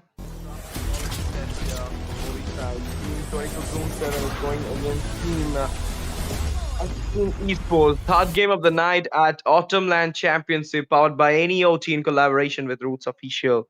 We're here, guys, for the game number 3, and it will be starting off soon. But before that, Exil, any guess who is taking on the game tonight with the draft on? Yeah, early on, Lucas is on the jungle, and it could be a workout because the Bucksha's kind of a bit slow, but not that slow, but it could not be bad at getting a jungle at early. But Lucas will be more faster than Bucksha for a while. They're just trading damage for now, and let's see who get the first blood for the first serve. Yeah, that's a nice question, man. I feel like it will be C24 Goon 7 will be taking the first blood, and might be the Chushin or maybe the Motkop taking it out. Not sure.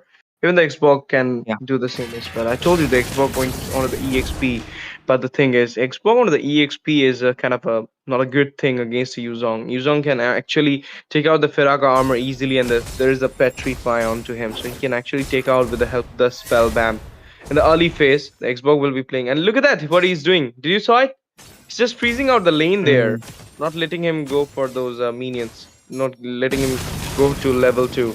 And now Jushin comes up for the follow-up, giving a little bit of support to the Yuzong there. Yuzong goes it, the retaliation told you, the spell bam. Just take out the Firaga armor there from that Xbox. This is what it will be happening onto him frequently at this moment, from the very beginning of the game. I want to the team fight, zoning out the perfect situation at this moment. Lucas being there with the enhanced form though. He's not unleashed a beast yet in him. But now the total dance already started from the side of Extreme Esports. Who do you think this goes for the first turtle? But now Lucas in a very bad fight gets taken out. The dragon comes in there for the engage. Richie popped up. Lucas finds a way to take down the turtle there and managed to go back as well. And now they're going inside the tier. Bakshia getting a lot of damage onto the turret, and Angela will be securing the first blood here. This is unexpected for me. Last Insanity popped up. Beatrix finds a way to go back there. And Beatrix finds a kill on the Moscow as well. 1-for-1 is the score, guys. The trade is kind of 2-for-1. And now the trade goes into the 2-for-2 because Bursa got a kill. Managed to chunk down the Chushin over the mid. Man, yeah, it's a good thing that the Lucas said their ability for picking up turtles, and yeah, it was a good moment. He picked up, and Bakshi couldn't do anything with that. The retribution also, he got the retribution, I guess, no, or maybe I haven't had the memories about that, but you know that pickup was a good thing because it will get them a much more goal lead for now. And having a problem, there would be a Parsa who would be getting a pressure for a Moscow there with that ulti, and Angela might be in the trouble if they go and cause their Kalia's pickups one of them. Okay, in the top lane, here we go. There you go, Feather Airstrike coming in. Hard guard as well. Right now, Moscow with the help of the SOD finds a way to go back into the safer zone. Lucas coming in for the engage with the Unleash the Beast. Finds a kill onto the Farsa. Going for the double onto the Kalia as well. Might go for the triple at this moment. No, he managed to disengage himself from the team fight. He got the 2 trays there. No need to overextend himself, but beautiful save onto that Moscow by the Angela though, but the snipe coming in again and again. I told you, the Beatrix will be playing the winning lane. It will give a little bit of hardship to that Moscow, but I was not expecting it from the early phase, but the Beatrix is trying to do it from the early phase as well. So think about it, what will be happening in the late game. It's because of the support coming in from the side of the team of Extreme Esports at this moment. And there we go, the river spawned out once again. The total time is on. The neutral objective about to spawn into the Land of Dawn. And there is a chance that, again, we're going to see that beautiful retreat. Lucas goes in for the engage there. The total dance already started. Dragon joins the team fight with the Black Dragon from there. Engages 2 people. Again, he will be securing out the total. Hard guard popped off for the Lucas. He going with the Unleash the Beast. Fire blast coming in. Kalea falls down in the hand of the Xbox. Bakshi as well. Killing spree secured onto the Yuzong. 3-man down with the total on. 4th trade right now. Going for the 5th one is Jushin. Managed to take out the 4th kill for the side of team 24 Goon 7. What a trade coming in. 7-2 is the score right now with a reigning 2k gold. And there is a lead onto the macro as well because they got 2 turtle with a perfect victory from none other than Ken. Yeah, giving the alternative backups is a good thing, and the part which they play right there, they could read it. They just adjust that moment and they just put it in that Lucas was going in and whole other thing was going on for a moment, but exactly for a while Yuzong was getting a little bit lag. He couldn't get the mobility to get out and he got punished at that moment, and it was a good moment that he uses his ulti with Angel coming in and they taken the load. The turtle at the best. Now it's gonna be a pressure for the team. Extreme Esports for now they are not getting much more effective, and with that itemizations they're pretty low right now. Also that Baksha is not getting upper hand for engaging. That Kalia is having a little bit of a thing that he's confused to pick up speed heroes because lot of pressure is up with the 24 Goon 7. It's almost like 6 minutes and they are entirely dominating the game. Of course, and now another team fight coming in. There you, the Black Dragon just got immersed there for the engage. Xbox is giving a little bit of burst from the behind. Beatrix has not.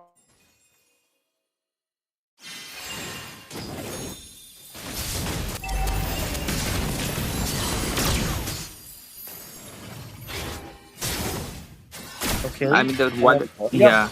Again, I just got another Discord glitch. I'm sorry, guys, for the technical glitch happening from my side at this moment. Turtle again spawned in the Land of Dawn. Might get contest out from the side of 24 Goon 7 once again because their retreat is kind of good. Ken's retreat is literally good. He managed to secure 2 turtle out of the turtle dance. But this time, can Baksha go for the retreat? Let's see. Feather Airstrike comes in. Hard guard is still there. Ken will be securing the turtle. Going for the fight at this moment. Shutdown happened to him by the Kalea with the Tsunami Slam. Crimson taken his on. Baksha found the kill on the Xbox because he doesn't have a Perak armor. Moscow goes in. Will be taking out the Kalea as well as he will be taken down as well. Redemption comes in instantly by the Beatrix. Another Beatrix going for another snipe. Angela falls down in the way. And Beatrix go for the kill here. Jushin must go back at this moment. We're 4-man down. But even though the turtle goes into their side, even though they managed to take out Spoiler, doesn't matter. They lost 4 buddies there. The micro got equalized at this moment. Jushin goes back there. Meteor falls down, getting a big macro lead here because we all know the Meteor has a greater trade than any other things. Even the Lord is not even equalized with the Meteor. So getting out that Meteor is actually a great thing right now being done by Extreme Esports, letting them have the enlargement onto the jungle area. Axel. Yeah. I can see that they examine and they pick up the Lucas at the better point was not having a good to pick up that fight and getting immune for a moment, and there was in Moscow who was just behind. He was just not there for a moment, and it was a problem for Lucas to engage because the Beatrix was giving more damage as before, and they take down all those opponents of 24 Goon 7 at the right point. So it will be a disaster. Now they are in the same positions. The goal lead excess and wilderness of the Lucas could not be good. The dominatings could not be good anymore because the late game, if they keep a late game, it will be a game on game one for team Extreme Esport because Beatrix damage is far more superior than that. What you say that Moscow for like it could be good in a Trinity build or he's going a Trinity. Let's see the builds, the items. He might go for the Trinity build, obviously the attack speed one, because it's favor in the tournament though. And look at the damage from this Xbox busting out. There you go, Lucas is being there. I don't feel like team Extreme Esports will go for the Lord dance here. They're losing out the neutral objectives because of the retreat being forced out by that Lucas. He's so good with the retreat. I'm telling you, I mean, securing out the totals 3 times with the retreat battle against the Bakshia is not a small thing. I mean, it is actually a big thing. This is you going against a utility, even though you are a utility too, but still, I mean, he's having the hard guard as a reason. But onto the top side, there is a split push going on. Yuzong just going off for the fall off to defend it down there. Moscow recalling back into the safer zone, but right now, still the Beatrix need to get fall down. 2-0-2. Nobody's there who had been taking him down yet. So it will be a bad thing in the late game. The Beatrix will have the early game spike. He already have the early game spike. Then into the late game phase, he will have the more damage. So you should need to at least humble her down once here, or else she will be the menace. Yeah, even with that. Yes. Even with that, fair airstrike coming out from Percy will be a big disaster because Suzin cannot do at least for a late game with the no like the Suzin has got no damage at the late game. Probably will be better if they would try to engage carefully for a moment and eliminate two of them like Persa or Beatrix at the moment because it would be better to engage without them and for a while. Moscow is not like he's sure that he's taking care of his land, but for a while there is a pressure coming out and there might be a time that Kalia would pick up one of the Angelas or that Lucas again, but for a while export is giving a good reason. Not that thing that Angela is giving a good reason. It could not give a good reason for because it has no like sustain or that adaptability could give a support only because there is no other than who would give vision that then export. Lord Dance Okay. already started this time from the setup team Extreme Esports. They're actually taking up their most of the time. There is a little bit of hold right now in this game. Nobody is interested in the Lord, and let's just see at the mid tier. It's kind of having a pressure there with the minion waves being channeled out onto that side. Moscow joins the team, but nobody is just even having the Lord Dance yet. But there you go, Team Extreme Esports going for the Lord Dance, and Team 24 Goon 7 are waiting for the perfect moment to go in for the infiltration onto the Lord and will be taking out with a retreat. Let's see. Galea forced down there. Got chunked down at this time. The Lord will be secured by Baksha. He managed to take out the Moscow as well. Hard guard being popped up out of the Lucas. On to the Unleash the Beast Bomb. Killing spree for the Jushin. Killing spree coming out for the Beatrix as well. Still now there is a lot of damage onto the Yuzong with the Crimson Bacon's help. Double kill will be secured by the Jushin there. GG start. I can say that. I mean, there was a 2 for 3 people, then it is 3 for 3 right now with the double kill being secured by Jushin, and they might defend the Lord easily at this moment. Even though it's the Angela being there, she can still, just defend it away. But I feel like the second tier will be fall down from the mid side. This Lord, Jushin need to recall back. Like. Yep. Angela should need a recall for now, and probably that was good pickups and. After that, hearts of the force coming out from the team 24 Goon 7, they take the time, they engage, but they couldn't able to defend that damage coming out from Persa and Beatrix was so overpowered that they couldn't even manage to get out. They just get one by one dive in, they just died. But perhaps it might be not good for moment.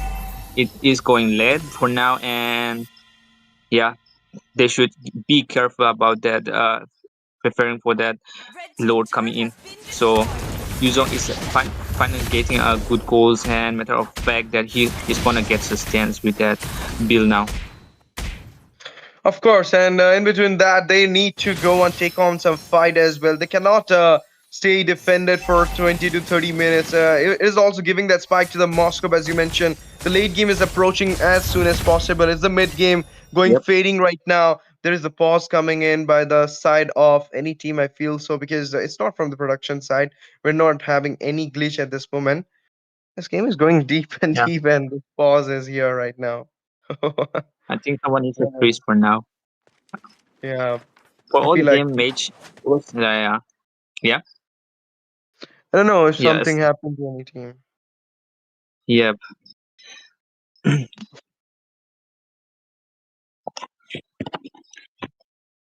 Of course. And now let's I talk hate about that moment. game, Exil. The thing is, Lucas finds free turtle in his way, clutched it out, clutched Yeah. it out against the Bakshia, but then he thought that he can do the same in the Lord as well. But didn't happen. It was actually the Kalea gave him a little bit of crowd control, stopping him Yep. out to force out the retreat there, and they were actually prepared for it because they know that Lucas will might come for the contest. And now the game is getting resumed once again. Back on the game, guys. As you can see, there is a little bit of poke going in into the mid side. They wait. They're just holding it up at this moment. They will take it. They take the fight at the Lord side. I feel so. When the Lord, the neutral objective will spawn up. Yeah, they play safe. The 24 Goon 7, they play safe, but for a while they just get engaged by team Extreme Sport, and here goes. Got it still on there. Lucas with the blast, but Beatrix with the snipe, makes the kill secured. The Dragon goes in, taking out the Lucas. 2-man down at this moment for the side of team 24 Goon 7. The minions waves are not here, but still Lucas falls down before the Lord comes in. It's not a good shot thing for the side of 24 Goon 7 because it's the easy way right now for them to clear out the Lord there, as well as they are taking up a fight with that Chushin out there in the jungle. Look at the Bakshia. Yeah. Once the Moscow is gone, it could be difficult for two of them to manage the base. And right now, this is kind of bit extreme stress for now. The team is going out in pressure. They have no tempo to engage, but they are in the safe play. But at the positions, they couldn't engage with the free will. And Moscow is not having a good positions. For now, they are taking the Lord. They pick up the second Lord, and now it will be difficult for a team 24 Goon 7 to have that defense also coming out from damage. And for a while, it could be much more better if they could able to like deal with that Lord and the team for now, and it could be a comeback soon. So probably let's see it could work out or not. And for a while, they just having information to pick out something, and okay.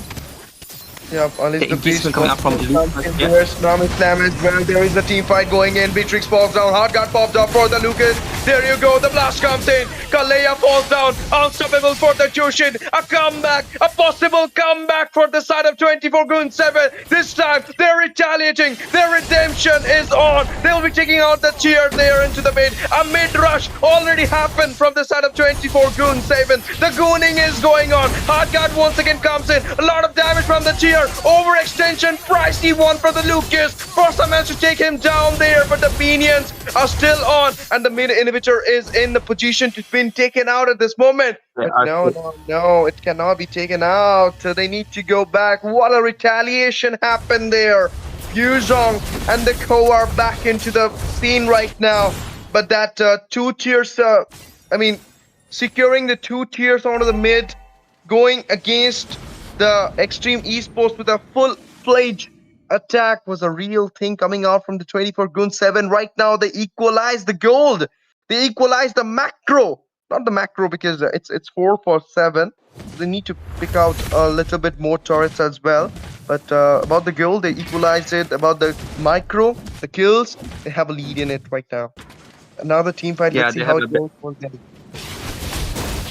Yeah, they have the balance matchup right now, and probably it was a good time, good positions, but the extension coming out from the Goon 24/7 is bad. The Lucas was having a more, like he's giving a more I think confidentials and going in for the kills more and got to impress. But meanwhile, they just got he just got out from the game because of the extensions. Obviously, I mean, he thought that he can go in and can take out the Forza there, but right now, Hardguard once again popped up. Right now, another fight going in. Forza falls down this time in hand of the Lucas. Kalea comes in with a tsunami slam. A lot of damage on the Lucas. Lucas falls down, and Yuzong joins the team fight. Angela will be sniped out by the Beatrix. Double secured out of the Xbox. He doesn't have a Penagama. Moscow falls down and Vale. And there you go. The immortality popped up. This time, a shutdown. A shutdown happened out of the Jushin. It's a triple being secured by the Beatrix. It's the end of the Trinity. It's the end of the game as well. They are just going into the base. They have the 3D map on. There is nothing left right now. And they will be just locking it out and taking on the victory for themselves. Okay, they don't have the minions. Oh, that one cannon minion just went in. And the final blow by the Yuzong to make it wave into the next round of wildcard. Congratulations, team. Extreme Esports for Yeah, taking on the game. such a remarkable play. They got in a positions where they could come back, but the power of coming out from a team extreme esport was so much that 24 Gun 7 couldn't handle a bit of that. And because they have no better sustain there, because they have Angela, but the Angela couldn't have much more than more than, and everything else was good. But problem is that the thing, the system was not there. It could be a probably bad things because the export was giving the assistance, and more a while Lucas was also giving assistance, but not enough. They just got very bad damage situations. At the early matches was good, but at the late game they just got mistakes one after one. They get engaged, but it was just a little bit of slight positions, and that that thing, that downfall happens. They slip away, and for a while they slip away, and the stations going in that second lord was a good point, but it got more but extends, so that I mean the goon 24 goon, they got a good wheel, but that Lucas was going in extension, that probably was not helpful. They could be either giving up that to the best, but Yeah. they didn't like they rush up. And I mean all gameplay it was goes to extreme esport because they play it very well, but the thing is that the system was not there for 24 Hmm. goons. I mean 24 goon 7. I mean, It's no sheesh. worries. That's fine. It's totally fine. Doesn't matter. I believe that they will be Yeah. rectifying their mistake and making it correct in some other tournament. All the best for your future journey. And with this, we'll be taking a short break because Newcastle will be joining up. Me, STZ, will be signing off from NEOT Autumn Land Championship round 2 of the wildcard day 1. And we'll be joining tomorrow. So stay tuned, guys, because the night is not over yet. The matches will be coming up soon because it's just the third match of the night. There is the more 4 matches to come up. So be there. Stay tuned with us. Axel will be there. A newcaster will be joining him as well after the short break. Thank Yeah. you.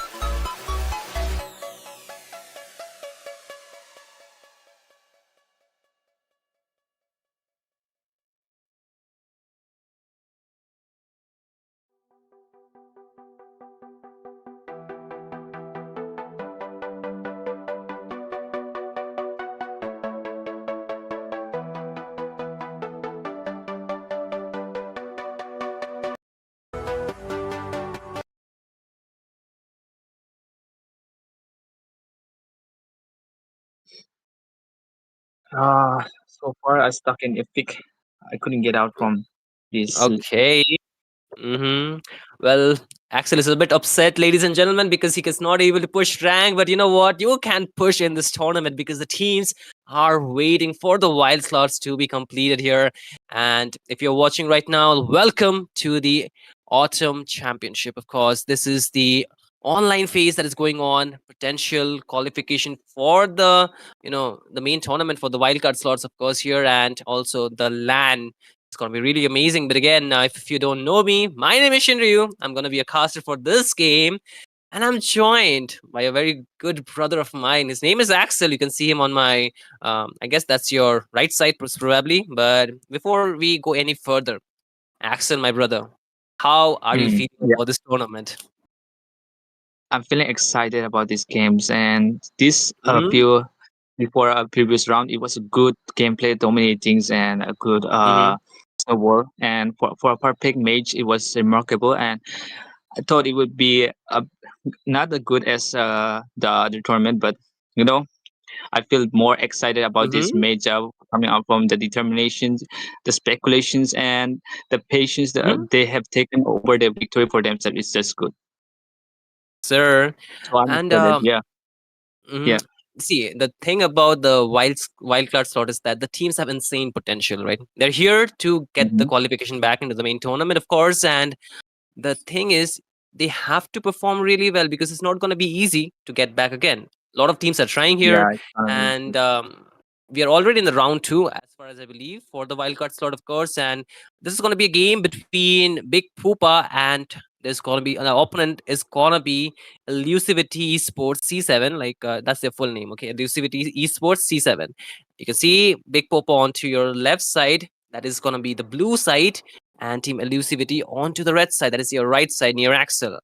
Pretty easy to catch up, right? yep. And again, if you take a close look at this, this is going to be a best of one, of course, right, Axel? And both the Yeah, teams it's just gonna have be a big one one. shot at, right? They just have one shot, so Thorns it's not remain, going to be easy, should right? petals At all. fall. Yeah, it's gonna be one opportunity. So they should be playing out safely. They should be picking out which is good or which is bad. It could be Mm-hmm. just that if they don't pick a reliable heroes, or if they don't pick a good thing for a hero, they can be necessary for having a team fights. Could be an Mm-hmm. advantage for them. So they don't want to get a downfall at the one opportunity. So it will be for worth it Let's for go. victories. And I guess Mm-hmm. that the thing is that they should play well. Yeah. I have a quick fact for the side of Hmm. Elusivity. It's all girls Yeah. lineup. They're all girls here. What? Yeah, it's a female lineup, Really? They're all girls. Yes, sir. And I know them. And I know a lot of players of theirs. They're pretty I mean, I have associated with Oh them, I my. have talked with them, and they're really good team. Like they have won countless tournament under a different name. I'll not mention that, but I think To I can me, mention Yeah. that actually. fun is all that Lumineer matters. Lyre. Lyre, Lyre, Lumineer Lyre. So that's a team that they used to go with, and right now they have renamed themselves, rebranded into Elusivity Esports C7. So this is the female lineup, of course, and they're going against Big Poopa. The draft is here already, like you can see on your screen. The bans too. Nothing too extraordinary or I mean, I would say nothing very outstandish ban here. Pretty normal, something we see every day.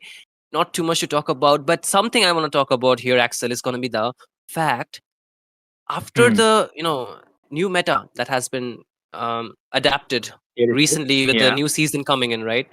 Yeah. Do you feel like we have seen the exp lane being the main prioritized lane for a lot of teams, right? They used to go for the lapu lapu, they used to go for the cc and whatnot, right? The exp lane used to be the Yeah. most priority lane. But do you Yeah. feel there's a shift going on now? Like, are the teams taking some other heroes, maybe like Angela after she got some low cooldown? Yeah, it got some good buff, but the main thing is that you know that it got that EXP and Golan has a same goal lead because of the thing is they increases the goal potentials to the teams, and it increases more of heroes and more of the map. Yeah, I think that's the Night sky very tells thing that is all. going on in this new meta right now, in this new next MLBB like things right now. And meanwhile, it's just more getting intense in the games with that a new matchup. And so right now, the pick, we can see that the big Poopa has picked up the lens. That's just a good pick because it's gonna be a slippery pick if they don't ban that lens load. It's gonna be like catching a fish, you know. Mm-hmm. Yes, sir. And the one is also not This very land is reliable our heroes that homeland, like and it it's will a soon be our reliable hero, burial but ground. now Mm-hmm. the meta has changed and it doesn't work out with a 1-1 because it can be countered very easily now. And the Esperanza Mm-hmm. pickup ban is kind of a bit curious, but it's a good ban. And right from the elusive C7, we can see the Lapula Fue and Misitar. And the last one is that the Irrita is banned. Casually, they Mm-hmm. are banned in the tournaments, but meanwhile, the new meta The are hunt begins. should be banned. While you said that Angela is getting a cooldown like before, it Mm-hmm. is like very long, but now it's short, and it would be better if they Yeah. ban Angela for now and the other heroes. Yeah, I mean, the Experience the Angela, I don't think euphomia's it's a suffering. necessary ban so far. But again, a lot of the teams, they like to go for something which could be a more of a flex pick. But again, you cannot let go of the Angela at the same time. If you want to play around it, I think you have a good option. Maybe use it for the mid lane because, with the recent changes in the roam, if you're not getting the first turtle, Hmm. then you're going to be really behind in terms of EXP. And another thing is that um, the mechanism for the roaming has kind of changed because right now you need to give the vision to earn more gold, like the targets that are not visible on the map, if you get the vision on them, you get more gold. Like every time, if you get a 5-man vision, you're getting 100 gold for that, for every 5 second, that too. I mean, that's Yeah. like a bug. I mean, that's kind of busted if you ask me. So I feel heroes which can actually give a good vision without Chivalry is getting dead, picked off, and I especially will the revive it. fighters, like fighter Butterflies roamers, or born by even the violence, roamers which can actually pick guided off. Especially by I'm talking about the lantern's show, light. I'm talking about the Kalea, I'm talking about the Jawhead sometimes, and few others like the Bagzia too. They can actually pretty much open up the map with the rotation. But again, the picks are here. The first 3 picks from the side of Team Big Poop is going to be the Ruby. Not really a first pick most of the time, but I think they're really comfortable with that. Do not want to give it to the other team. The Clint, good against the Grandeur, of Hmm. course, with the range, with the damage scaling is really monstrous, but kind of a bit struggles in the early game, right? So they need to just peel for that peel, as in, they need to give some kind of protection to that lane, rotate a lot. And the Zushin, pretty much a utility mage, which gives you a lot of control around the mid lane as well as the gatekeeping for a lot of those objectives, because you cannot just roam around freely because she will be constantly picking you up, harassing you in a way. But I like the fact that they pick up the for the side of Team Elusivity, I'm talking about, they pick up the Gadut Kasha, Angela, both are a flex pick. The Angela can still be used in the mid lane, can be a roamer. So is the uh, Gatutkacha, of course, because he can be a roamer or he can be a EXP lane. So it depends. But the Grandeur is a pretty straightforward pick here, of course. It's gonna be going to the goal lane. Nothing too crazy. But again, the second banning phase here, they banned the Grok. Demons shall So bathe what are in your their thoughts about blood. the Grok The currently? light belongs to the righteous. Yeah, the Grok has more with the damage build. It's just a new update coming out from a Grok, and right now the skills matchup from a Grok is outstanding and reliable as a team. You can engage Mm-hmm. with attacks with the damage also, or it can be a sustain also. It's just a good in EXP also. It can be a good in ROM. Just like it's going with the thing of what you say that Baksha. Mm-hmm. Um, for especially the Grok Yeah. is really tanky against the physical damage. Like you cannot take him down with the physical damage. You need pure No. magic. Yeah. So you need pure magic damage to burst him down because he's really annoying. Most probably, like you mentioned, like the bugs, he can really pressure the jungle, right? You cannot really rotate freely. He cuts down the pathing of the jungle as well as the mid lane rotation, so it's really difficult to play against the Grok. So banning it out is the right choice. Xborg, maybe they're going for something tankier because they have the Angela, and I think with the Fredrin, it really works well with the extra bit of shield. Esmeralda is banned, so they cannot really take away the shield from the Angela, so really works in their favor. But again, Alucard being banned is really something we don't really see too often, but I do not blame them. The Alucard plus the Angela combo is something you really see a lot in the rank games, right? I think they are examining so that I think Yes, they're sir. examining so good, so probably the Alucard should be banned for them because they don't like Alucard, I guess. But probably for elusivity C7, like I want them to combo with a Parsa and Karbila, but I think they are going with an Angelus. It's gonna be a good pick if they pick up Parsa right now in their hand because it might get more damage for, and it could be helpful also. What do you think? I do think I think you're right because they need something with the range. They have, of course, they have the grandeur with the range. He can poke, he can get the shutdowns with the Sky Piercer, getting the stacks on it. Of course, he can shoot the member with the Death Sonata. But I feel they need a little bit of more zoning capability because the grandeur is not going to be joining all the team fights, or at least in the early game. The Garud Kacha can go in. They need somebody with a very good mobility to match that AOG that will be dropping onto the backline because Zushin, she does not have the best range. But oh my, we see a Roger jungle most probably because they already have 2 marksmen. Though this should be a jungle pick coming in. Something I have not seen for a very long time. What are your thoughts about the Roger jungle currently? It's like a story about the Ruby and then Roser. You know that? Oh yeah, Even for the Change, right? Even for the Change, right? Run, Yeah, Roger is Change. coming. So, of course. It could be a good pick. Like they think about that. Roger could be a good pick, but probably could be a bad pickup because Roger could be a workout, but that Justin would be a disaster if they caught up in that the Crimson's beam, and look at that. Lantern They flare, could pick yeah. a three also. Yeah. They could pick a 3 also, but they pick with Joy. I mean, could be a workout with Joy Oh, also. Atlas. Wow. Yeah, I don't see the combo, but it could Exactly, be a workout right? for the team. Uh-huh. Yeah. I mean, we don't see a very high burst damage, but then again, if you just add all the members together, I think that's enough damage, right? The Joy, the Zushin, the Clint, maybe? Yeah. Yep. Poking, like they could do poke, or they could just give a team fight when they want, and they can like rearrange themselves. I think they could participate in most of the time, but they should be careful about that. Gato Katas and Rogers with that Angelus could be dangerous if they pick up one hero that could be remaining right now. And what would they pick? I mean, it's kind of a bit a scramble for me to think. But what do you think?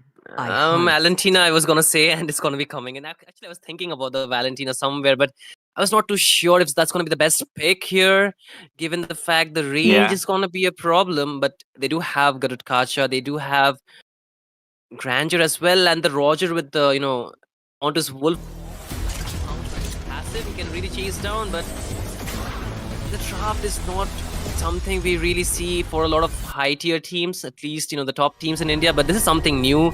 They're experimenting, and I really love that about both these teams. But again, this is gonna be the first game. Not the first game, I think this is gonna be the, I don't know what number game, but this is gonna be the next match that you're watching, ladies and gentlemen. Big Poppa takes on against elusivity C7, elusivity eSports C7 here. Best of 1 at the Autumn Championship in the wildcard slot. So let's see how this match is going to be spanning out.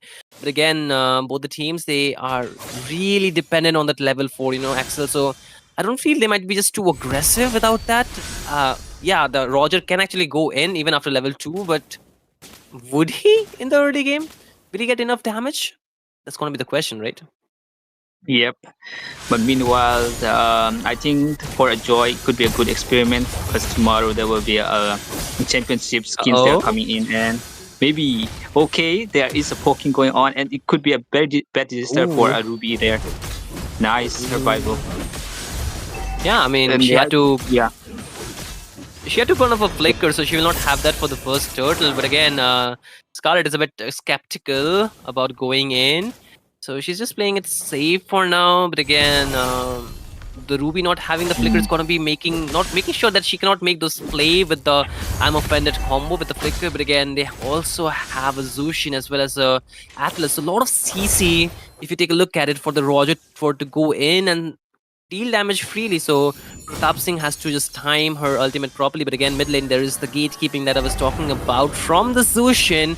Turtle is up, and so far Big Poppa are the ones who are going to be starting it first. Scarlet is a bit far away, might just want to get the vision. There is Mathilda without D, but again they actually just are able to push them away. But Ganesh does not have level 4, and there is the stolen ultimate from the Valentina, and she might go for it for the set. There is the AOG, but Miniman is going to get the turtle, and elusivity, they will get the first blood here. Pratap Singh picks it up, and they want to be charging in. They want to just get more around the map. Ruby out there along with Tao, but Oni-chan, how much can he sustain? Because there are 4 members. Make it actually 5, but Grandeur decide to just go and clear the lane, but they are able to get 2 kills and a purple buff despite losing the turtle. So elusivity, they're not doing too bad after all. Yeah, the good AoE come on from the Gato, and they just went in with that photo blast, and the big poop was there for probably the big poopa. They had to like retreat back because of the thing that they are engaging, and it was not a good moment. But the Roger got it at the point. But meanwhile, they are just having for a bit of a time pressuring them. But the Joy is playing more capable, and they pick up the turtle up, and Roger is on to the next thing to get a turtle. They just have no situations to retreat. They just have to okay. There is coming out the beat Joy. Yeah, the rhythm of the Joy is also going to be there, but electrifying beat already used up, so she needs to be careful. Top lane 1v1. Oni-chan is actually winning it out with the Ruby. She has better regen, right? But 3 members down bot from the side of elusivity, and so from Big Poopa, they're still being a bit skeptical. You know, they have really good comfort pick for themselves, but they're not really too confident going in and making a mistake. Again, Ganesh will have that level 4, so the fatal link will be available, but Zozo needs to play really safe. He's against Sonia here, so she has the range advantage in the early game, but the next objective will be up in 5 seconds. Elusivity, they did not get the first turtle, but they're still leading in terms of gold. There's again the ultimate stolen, the fatal link stolen by Darky here, and they're really doing a good job maintaining their position out here.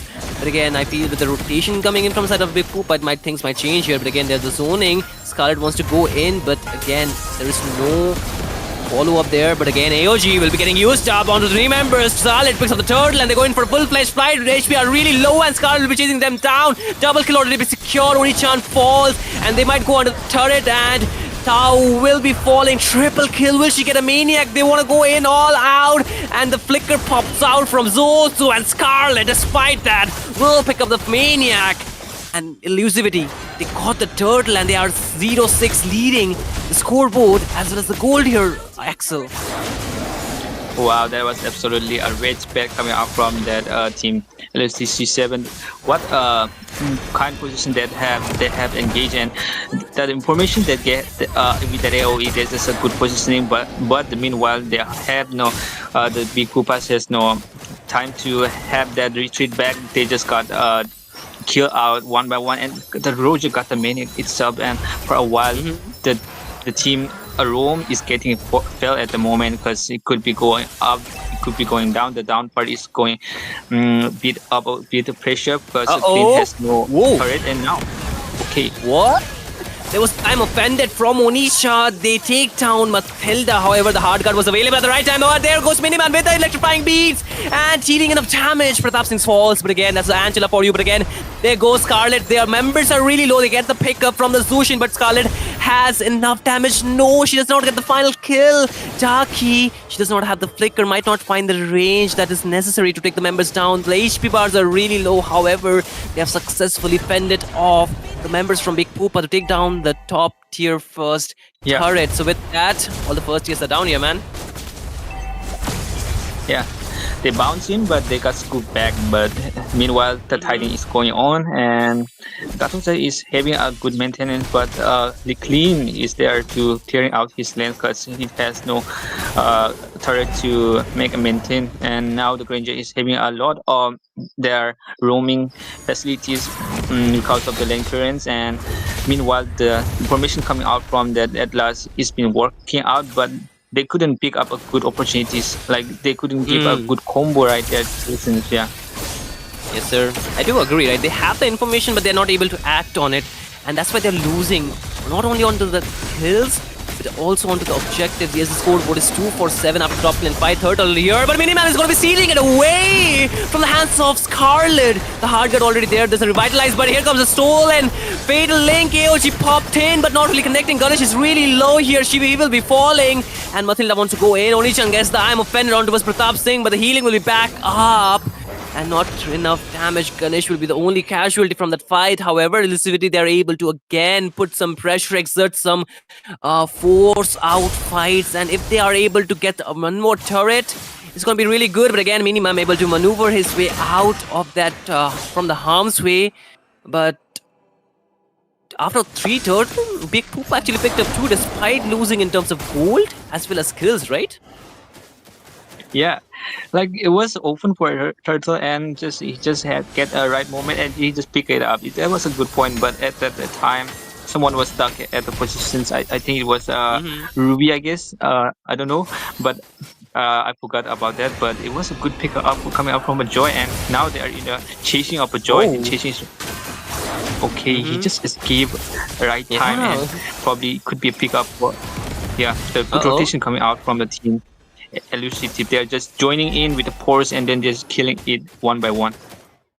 Yeah, I mean, if you take a look at the structure, again, Miniman, like, I mean, he's so flexible, like, he's so slippery, it's so difficult to catch him without a proper lock on.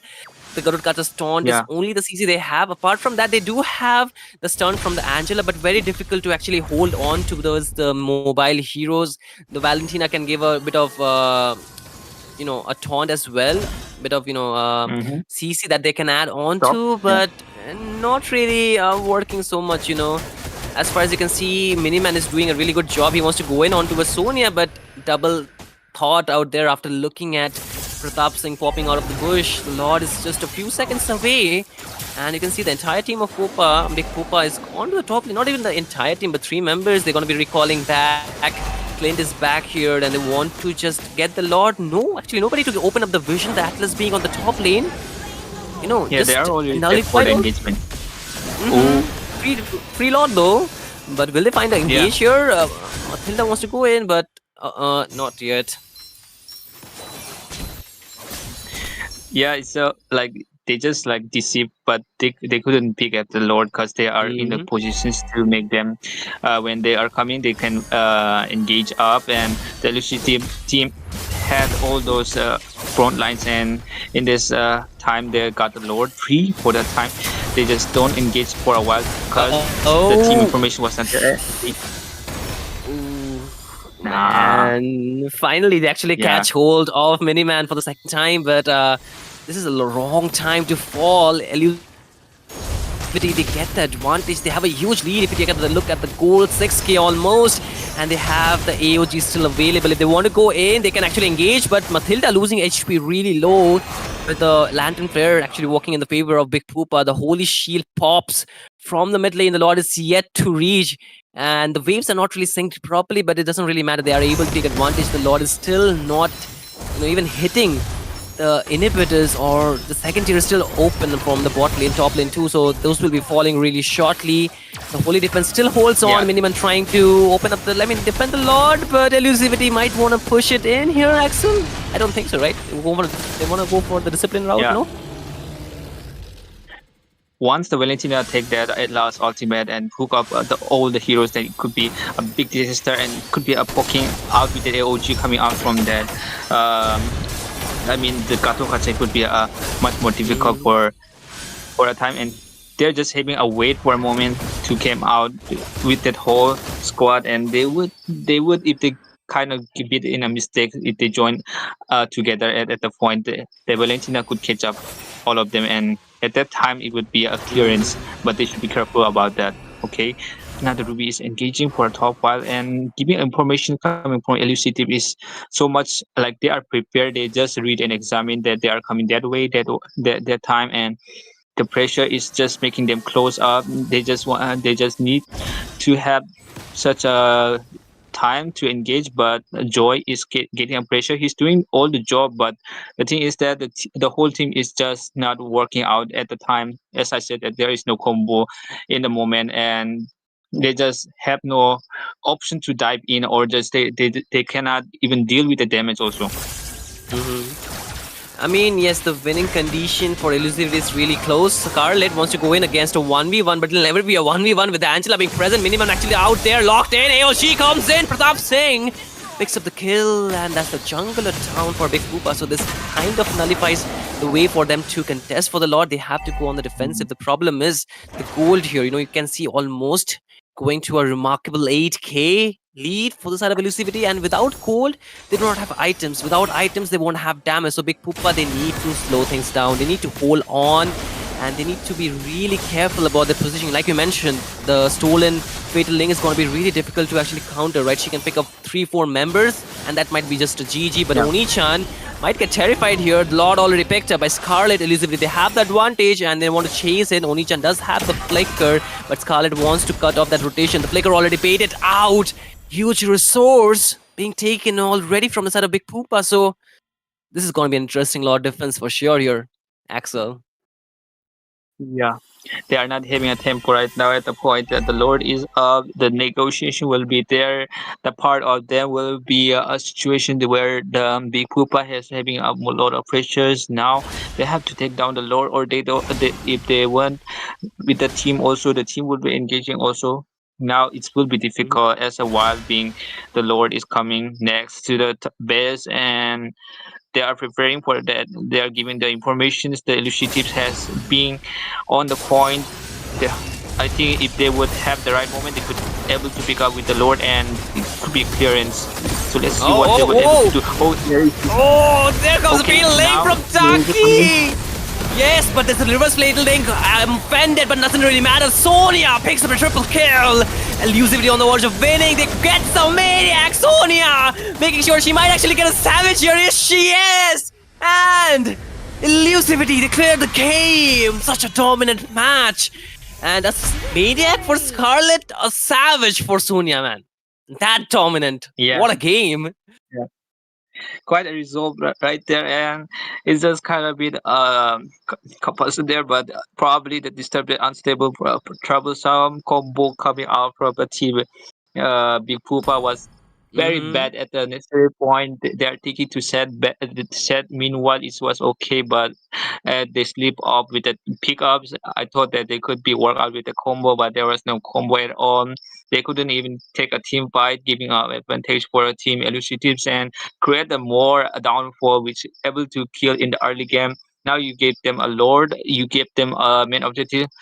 Losing the match with that team beat up was not a good thing, but it was not reliable for a team player to pick up those heroes, as they don't have no potential. It was a good, like a good job, but also it was a good positioning.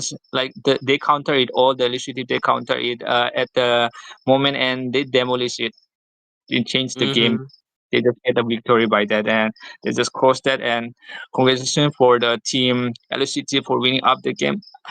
I'm sure that there are mostly girls, or there are boys also, but yeah, as you said, that no, there is a no, girl no. no. They're absolutely ladies, man. They're absolutely girls. No question about that. We're not going to doubt that.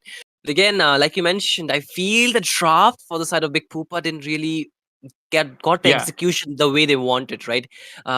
Yeah. we had the question if there's enough They are burst with Chandra and yeah, Tinder. Atlas. hmm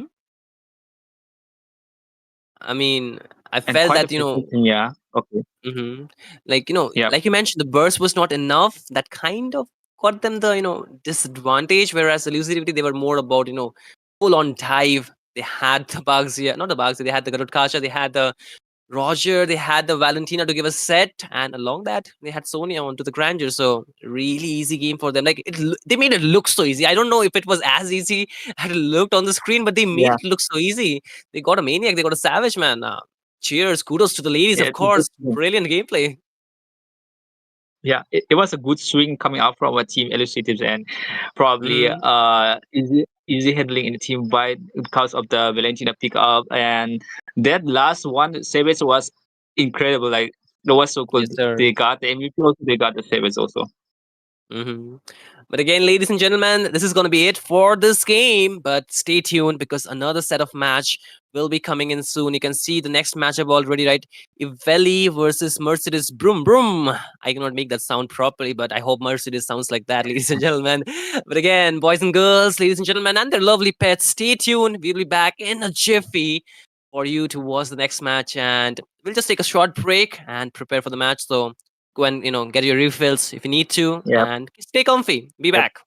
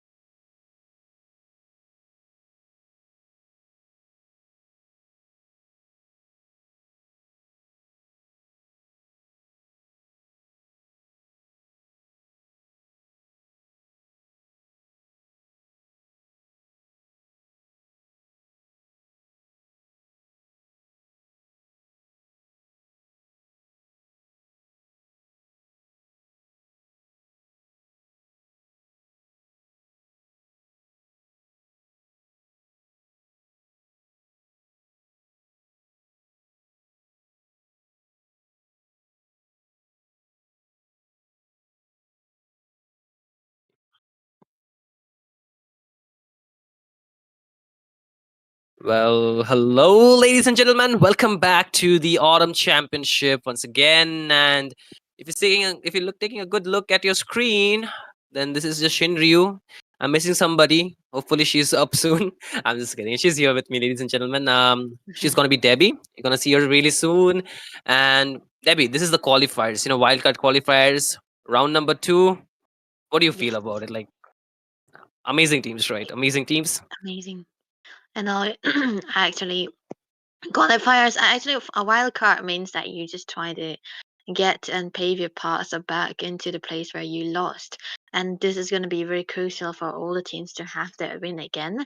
And I'm pretty sure Mhm. I am also. I just realized that even Armageddon are going to be in the wild cards because they lost in the best Oh, of 1 series.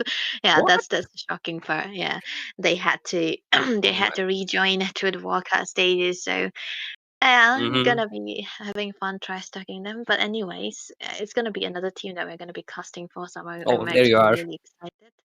And I Mhm. think they are very very ready to try to bring out onto the table what they have for us because they have a very fancy.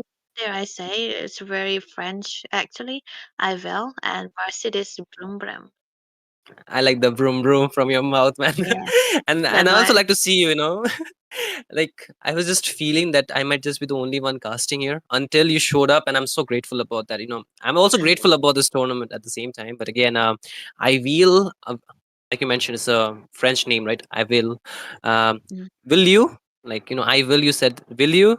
Though, I'm just kidding. I'm just making a pun out of it. But again, I both know. these teams, they will be taking individual side. I will is under Shinryu. Debbie has Mercedes Broom Broom. So we are Yeah. we are fighting here. We are boxers. It's Team Shinryu versus Team Debbie again. Just jokes aside, both the teams, they will be taking different sides. They will be on to your left side of the screen. That is the Welcome blue to my side, getting the castle, first pick my here, of course. friend. And Team Mercedes Broom Broom, Let's they will be make on the the red whole side, world right side of green your and screen, lively. and getting the second pick, the red side, of course. And looking at the bands, something different here, of course. The Grok, okay, I understand, but Florine, after the nerfs, I don't think so. She's that strong. What do you think? I think it's still a valid ban, Demons shall but bathe more in than their the blood. Florine can be The the light Angela, which belongs is to the more of a, righteous. which have more value than the Florine as of now. So it's Mm-hmm. very I think they're just trying to get something out of here, just trying to remove all the combination possible. Because I've doing a really good job in banning out the Grot because this hero can be used as a good clear into the mid side. And when you have a good clearance into the mid lane, you are able to rotate over the places that have a control as well. But I felt they're the Mm-hmm. one actually banning away the Angela. Talking about the Angela taking away, even Mercedes Brum Brum have to remove the Alucard, which I'll not. I'm not used to seeing an Alucard band. The first time Mm-hmm. that I've seen Alucard in a tournament was Joseph, and they did not win on Wow, that. So, makes yeah, sense. I have a long, lasting memory, I guess. Wow. I mean, I don't know how many, Still waters run in deep. Hindi we say badams or peanuts you eat, but you have a really Okay, sharp memory. Okay. But Ling, what? What am I okay. looking at this point? Like, this is a very unorthodox band, something we do not get to see every day. This opens up so much for the draft. Like, all the meta picks we are talking about, right? The double S tier or the S tier jungles, EXP lane, the roamers, the gold, everything is up. It's a buffet at this point. And what do you choose if you're Team I will for the first week, Debbie? Because I Payback can't really time. predict it out. They cannot really go for those. They don't really go for those meta picks Let's actually, go. like the Yishinshin Mm-hmm. or the Lancelot because of the bans already being through. So they have to go The for the southern safer, seas most are my basic pick. It domain. has to be the Farsa, very very good. But the Farsa have a lot of counter if you pick it into the first place, and Mm-hmm. directly Mercedes will be the one picking away the Kadita, which is actually a very very good counter for the Farsa, you played the cards right, you're gonna have to force the Farsa to bring out the Purify. When the Farsa Mm-hmm. brings in the Purify, she's not really gonna be having the time running away from all those onslaughts. So there is gonna be a very Yeah. high kill pressure already for Mercedes. But yeah, first pick they are going for the Irrital. Maybe this is more of a comfort. You know, most of the time it's kind of a when teams are here playing together onto the screen onto this tournament, they usually really go for is their the own proof that comforts I'm rather still than the alive. metas. Ooh. I mean, I do agree with you that the Farsa cannot also reposition herself a lot of the times in the team fight, which we do see with the Flicker, right? Talking about the other picks, I like the Brody, of course. It's good against the Earth. We have seen, I mean, not at the professional level so much, but at least in the rank games, it works. You True know, the love Brody is able to is hit like blood. constantly, has that stun to stop the high mobility from the uh, Airtel, of course, does work, but the high loss, I'm a bit skeptical. You know, you get the slowdown though, but I would have preferred something with a lock or high crowd control with the Farsa. What do you think? Yeah, a high cut control for the far side is absolutely very necessary. But when the highlight is there, it's like the engagement, the initiation is purely clean cut most Mm-hmm. of the time because the Light highlights will have fall prey to a lot of ways to shadow. try to survive all the onslaughts or maybe the damage stroker potential that he already have into the very level one. But still, it's gonna be squishy. They do not really have that early game moment where they can try to go for those little nitpicks here and there and get those goal leads, even though it doesn't really have to be a big snowball. It can be a small lead that they can work around with because of the Hylos. So I kind of like the Mm-hmm. Hylos and the double range that they have with the Brody. It can actually work for ivelle, but still Mercedes Brum, Thorns they remain should definitely petals are fall. going for the comfort, I would say, because there's no way the Carmela would have come through if I see these three heroes already because they have a lot of Mm-hmm. range. Yeah, I'm surprised not to see the junglers being locked in yet. They could have gone for a lot of flex. Yes, the not the Baxia, but the Hylos is a good flex. And talking about Baxia, like it is open, right? I reckon a lot of teams would pick up the Baxia, would pick up the I CC2 if they will see a choose my Hylos, own but no, path. they pick up the Carmilla. They ban the Argus for some reason. Maybe a target ban. Arlot, I do give like that's a good strong pick. Lancelot, yeah, I would agree. But even the 1-1 was open. Okay, I don't know. Maybe you could have actually picked up the 1-1 because I think with the 1-1 you get so much easy time fighting those team fights, right? You can have so much maneuverability with the 1-1, but not really picked up at all. Yeah, that is why it's actually kind of weird when you see unknown teams being played together here in this one place too. But still, I think already a very good ban coming Mm-hmm. through from the side of ivelle. Uh, they actually removed out the hero that can be a potential threat for the lineup they already built. The Lancelot can maneuver around the far side and get that hero a bit of a neutralization as well. And the Badang kind of does stop out the Hylos in its traces most of the time. So I think Mm-hmm. removing that hero is pretty necessary too. But I'm pretty unsure if Mercedes even want to go for the Lancelot because there's not much of an Mm-hmm. initiation. But look at that, the Mm-hmm. Roger. The Roger ran. Interestingly enough, last game we had elusivity eSports C7. That's a complete girls lineup. If you have seen that team Mm-hmm. playing, so they got Yep. a Savage on a Granger and they got a Maniac Uh-huh. on a Roger. Same game, Even the same team. strongest of Like currents fail to Okay. claim me. I was like flabbergasted, of course, but you know they made the game look Let so them easy. It was play not the a very hero. it was like they I had will the be lead, the of course, but truth they this made the game world look so easy desperately to get all of those needs. things done. They're fighting under the Mm-hmm. turret, fighting under the base crystal, and still winning. So I feel with the Roger, with the first kill, you can really reset the damage that you're in taking. So you can take damage turn by turn, of course, and more so over, you can Mm-hmm. actually chase down the low target HP. That's going to be really important. Yep, that's important as well. And I think the Rosa it kind of lost its value most of the time just because of the Mm. damage nerf that he had. But I Mm-hmm. think I feel right now they have a very solid pick. Bane is Let's hear a from very the underrated crowd. hero. He's very Make good some actually noise because for of the damage yours that he truly. received Oh. and a little bit of a buff that he have. It Mm-hmm. can be a very good combination even with the Angela, which last time I saw it was a very deadly as well. But when on a Bane, you kind of want to scale up. It's a very weird hero, I would say. It's a fighter, but you want to scale up. Mm-hmm. You want to have that damage. You want to have that amount of items that you require to be that damage dealer for your team too. And unsurprisingly so, there's a pirate is actually a very heavy damage heavy a very damage heavy hero, and he kind of works in most of the combination here. But the last pick coming in from the side of message is brum. Actually, the CC that they picked, I don't like the CC against the Yuzhong because Yuzhong is one Mm-hmm. of the rare heroes that can go really good against the CC. I mean, it can work in some way, but like you mentioned, even I'm not a big fan of the CC versus the dragon, because I feel the dragon can really put so much pressure on this team fight with the black dragon. Right, and ladies and gentlemen, if you're taking a good look at the screen, the draft is already done. The mind games have been over. It's time for the execution for this game. Of course, it's going to be Team Mercedes Vroom going on against Team Ivelle. Ivelle onto the blue side, Mercedes onto the red side. This is the Autumn Championship that you're watching. The wildcard qualifiers, of course. Most probably this is round number 2. My name is Shin Ryu. We're going to be your caster, and I'm joined by the talented Miss Debbie. So why don't you break the early game down here, Miss Debbie? Yeah, I think it's gonna be a very, very slow start of this game because there's not much of an aggression coming in from the side of Mercedes Brim because they do have two vengeance, not a flicker that can actually be a surprise attacker here into the hands of the Carmilla as well, which is quite surprising, because when you are on a Carmilla, you wanna try to go for the set most of the time and have a surprise attacker onto the Cursor Blood. But then again, we can't really judge, but a little bit chase onto the gold lane and the XP actually. This is oh man, I don't know why they changed down to the goal because the Irrital might actually suffer because she's not gonna be in the gold lane and she's gonna be looking at the damage. Maybe they just wanna, they just want her to, they just want to put her in a winning lane.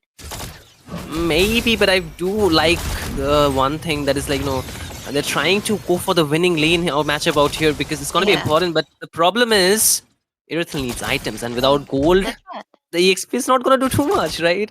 And more so ever, the problem is going to be during the turtle. They're not going to have the EXP laner, and you cannot expect an Irithel to zone out your opponents, can you? In the early game, that too. And early looking coming in on top, and Yanni trying to get something here. Oh. Oh my god, what is it? What? First blood already? The passive from the Shah residue. Crazy, but that too before the turtle. They're a man down here though.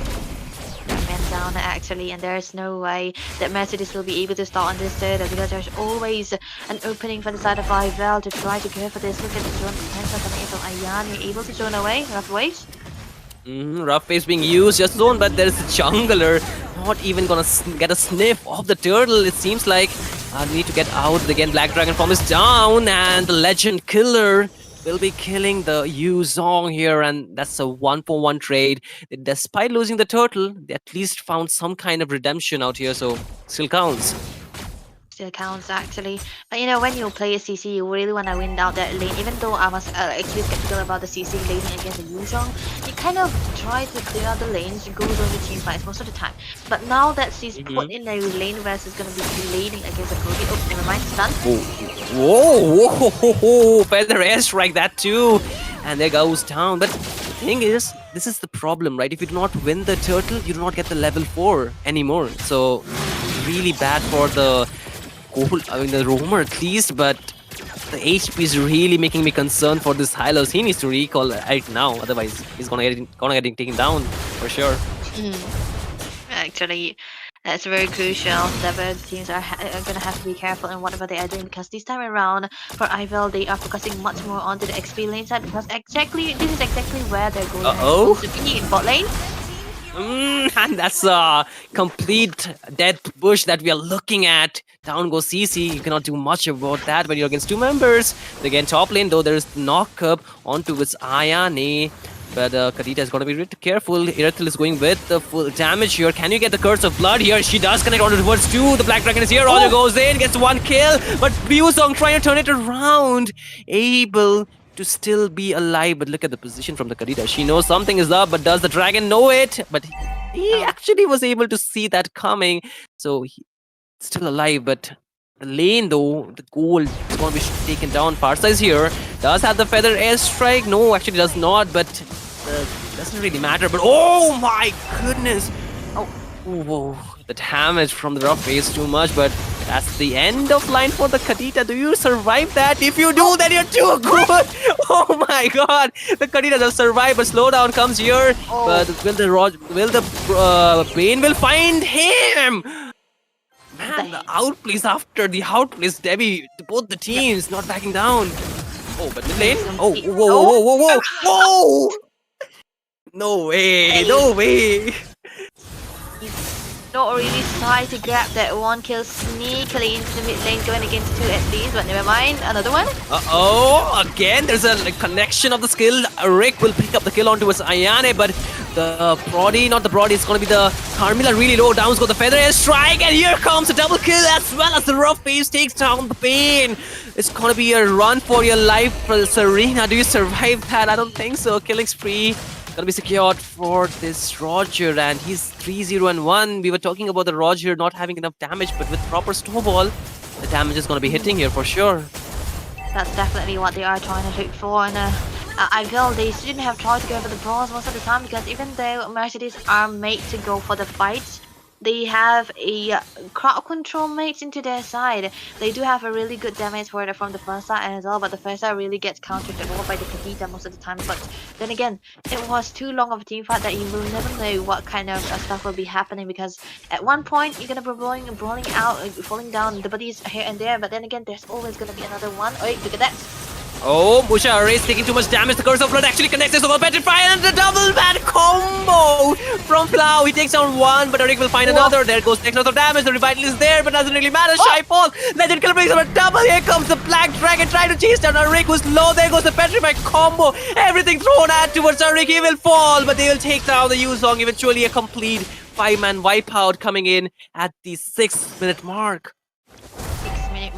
Under Roser have 5 kills onto the board for him, as well as the killing speed. That's definitely going to be giving him all the life steal that he needed. But yeah, there's going to be an escape right now. Muchaskari, what is he doing? Too deep. Is it for him? No. The follow-up is there, but low mana onto his Kadita, so I think they're gonna back out. But the turtle is gonna spawn soon. Top lane, Regent Killer wants to look for something. There's a stun onto his Serena, but no commitment. A bit of turret damage onto his Muchari, but he's backing out to survive. Good call. But the rest of the troop is already here. ivelle, they might want to contest for this objective, it seems though. Yeah, it seems that they try to go for it, but the fact that they do not really have the proper initiator right now on the damages, it's gonna be bad. But look at that! Oh! Look at this follow-up as well as the damage. Double kill already secured. Yuzong will find 1, but Serena fall. Monster kill, and again triple 2. Forfil, how and a wipeout. Just 1 minute later from the previous wipeout. Oh my god. Mercedes, broom. They are rooming their way into the faces of ivelle right now, and ivelle, I think their decision making has to be very precise here. They couldn't really contest onto this turtle, onto this team fight most of the time, because there's a setup already coming through from the side of Mercedes Brum. They have all the damage already in the Petrify available. Top lane. What? Oh no, what? Serena? Damn. Good kill, but again, they are still trying to push it there. There's the Petrify combo! And with the Sky Piercer, Realao will be finding another kill. Ayane is a bit low, but there's a combo coming in. Pod-like being secured once again. Legend Killer wants to chase, but too much damage. There's a stun from Shy, and he will get a huge shutdown gold. 7-0-3 Roger. I think that's a huge bounty on towards him.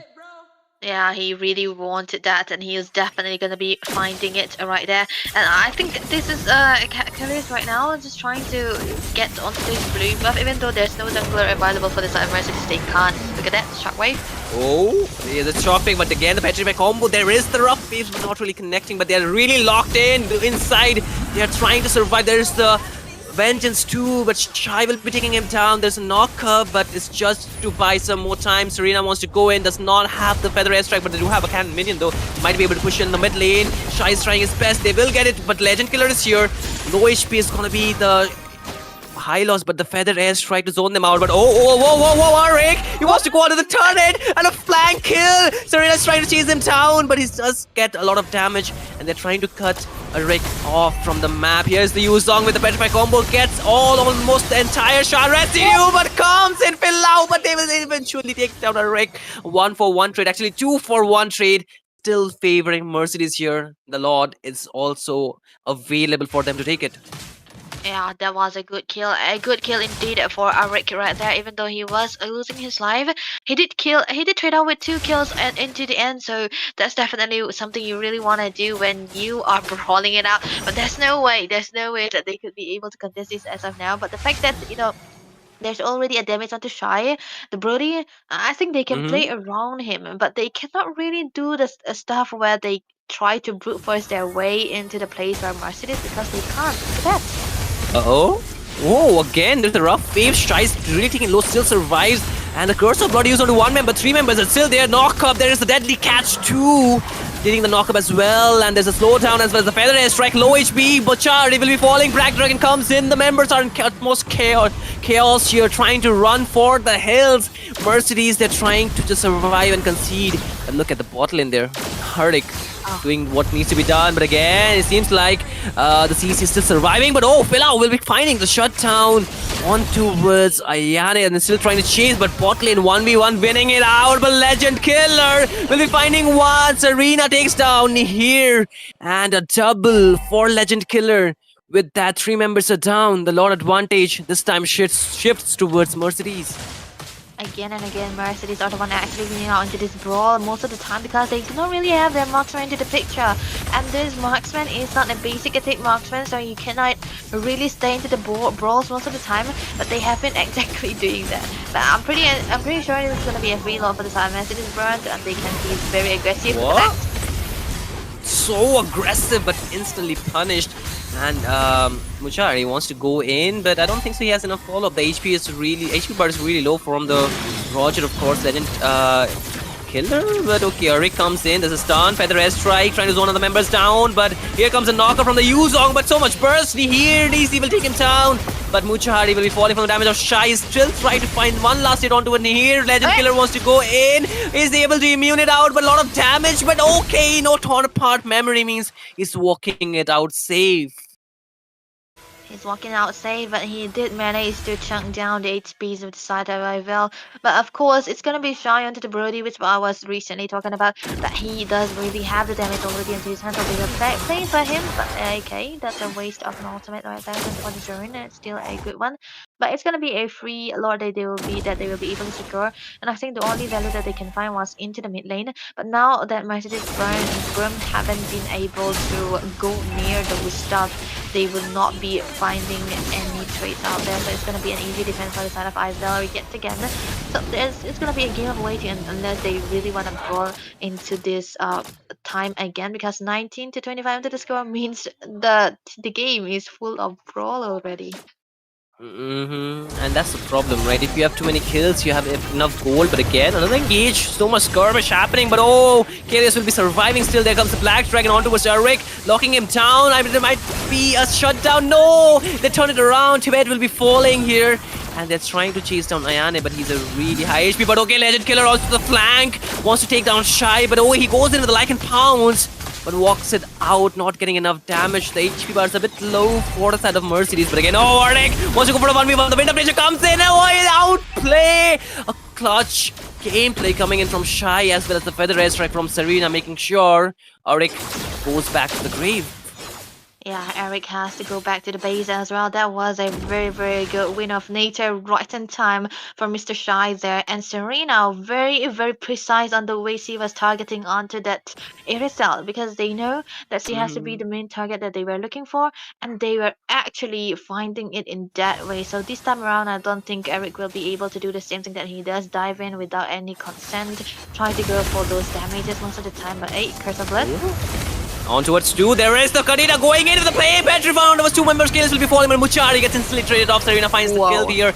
The killing spree for the legend killer is a bit low, so he might want to just reconsider going in, but the damage has been done. ivelle, they cannot contest for this Lord here.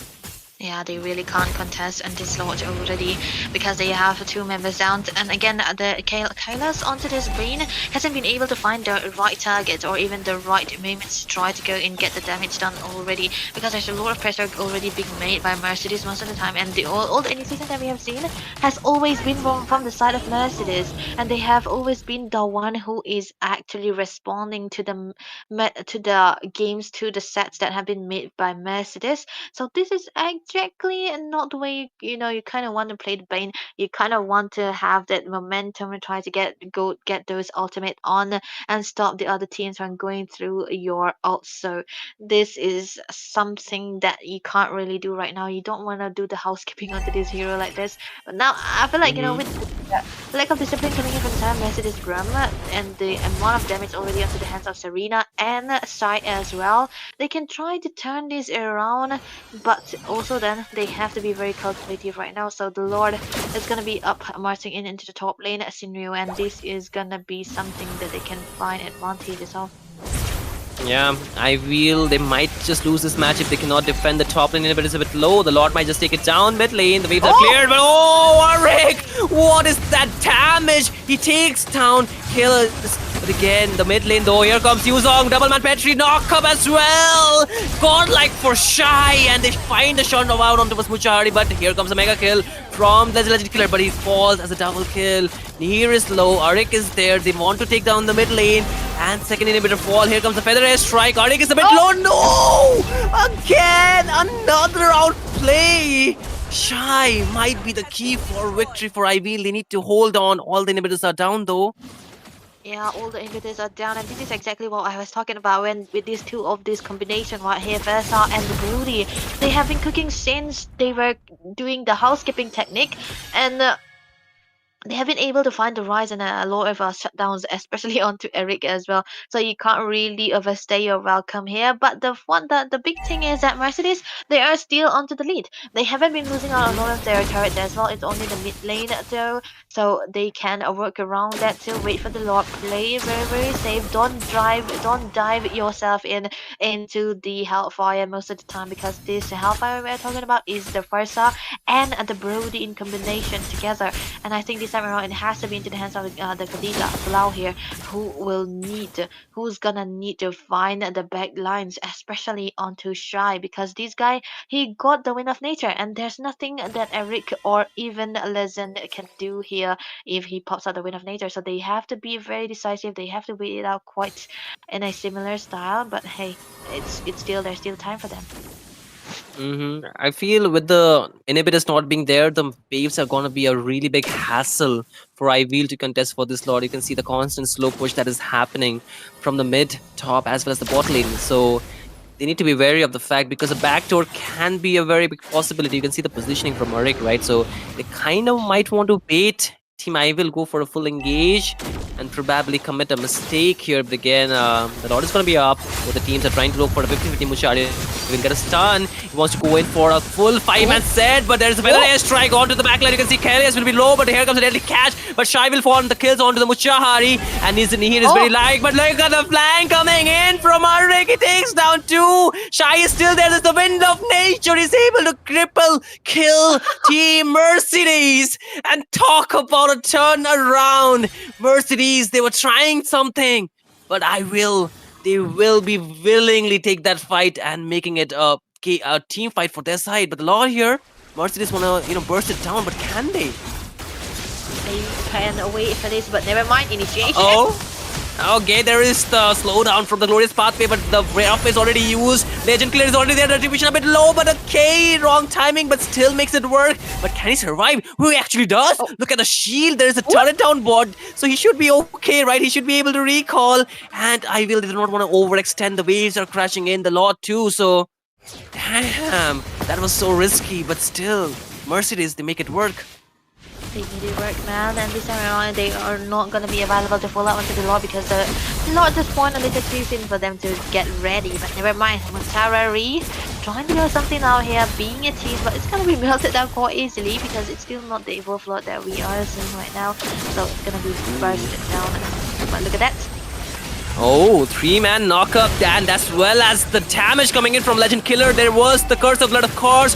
2 members down, but Shy trying to turn it around. Double kill on towards Legend Killer. It's a 3v4. There's a knockup on towards 2. Near is trying his best, but Auric will find the kill. On towards Tibet. There's a Feather Edge strike. Oh no, Shy, but still not enough. Mercedes, they end the game. And they will take the L for this match. That was a well-deserved win coming in from this side of Mercedes. They were able to find their opening a very, very good way to brawl it out as well. And I don't think there's anything we can see right here in this game because it was so full of brawl that it's just, you were watching a brawl game. And of course, most of the time, the one who's less dependent onto the ultimates are gonna be the one staying longer and winning other team fights again and again. And in this case scenario, it's actually both of the sides that have the equal amount of traits. They were having one war and then stopped, and then a war in a second, and then that goes on and on. And of course, Sai onto this Rudy, if he had been online a little bit earlier than he did Mm-hmm. before, even before they lose out onto this outer turrets, it could have been Mm-hmm. a very good game for the side of ivelle. But then again, it was already Yeah. too late. Iritel is a late game hero, and yeah, we can see what he could do. So in the end, it's just too much for ivelle to handle.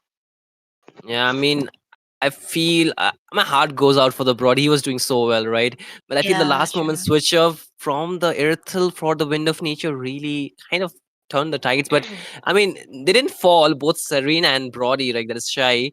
But the base, they could not clear the Yeah. minions on time. So it was just a hard luck. I feel the inhibitors down, so the base was really vulnerable. But man, amazing games.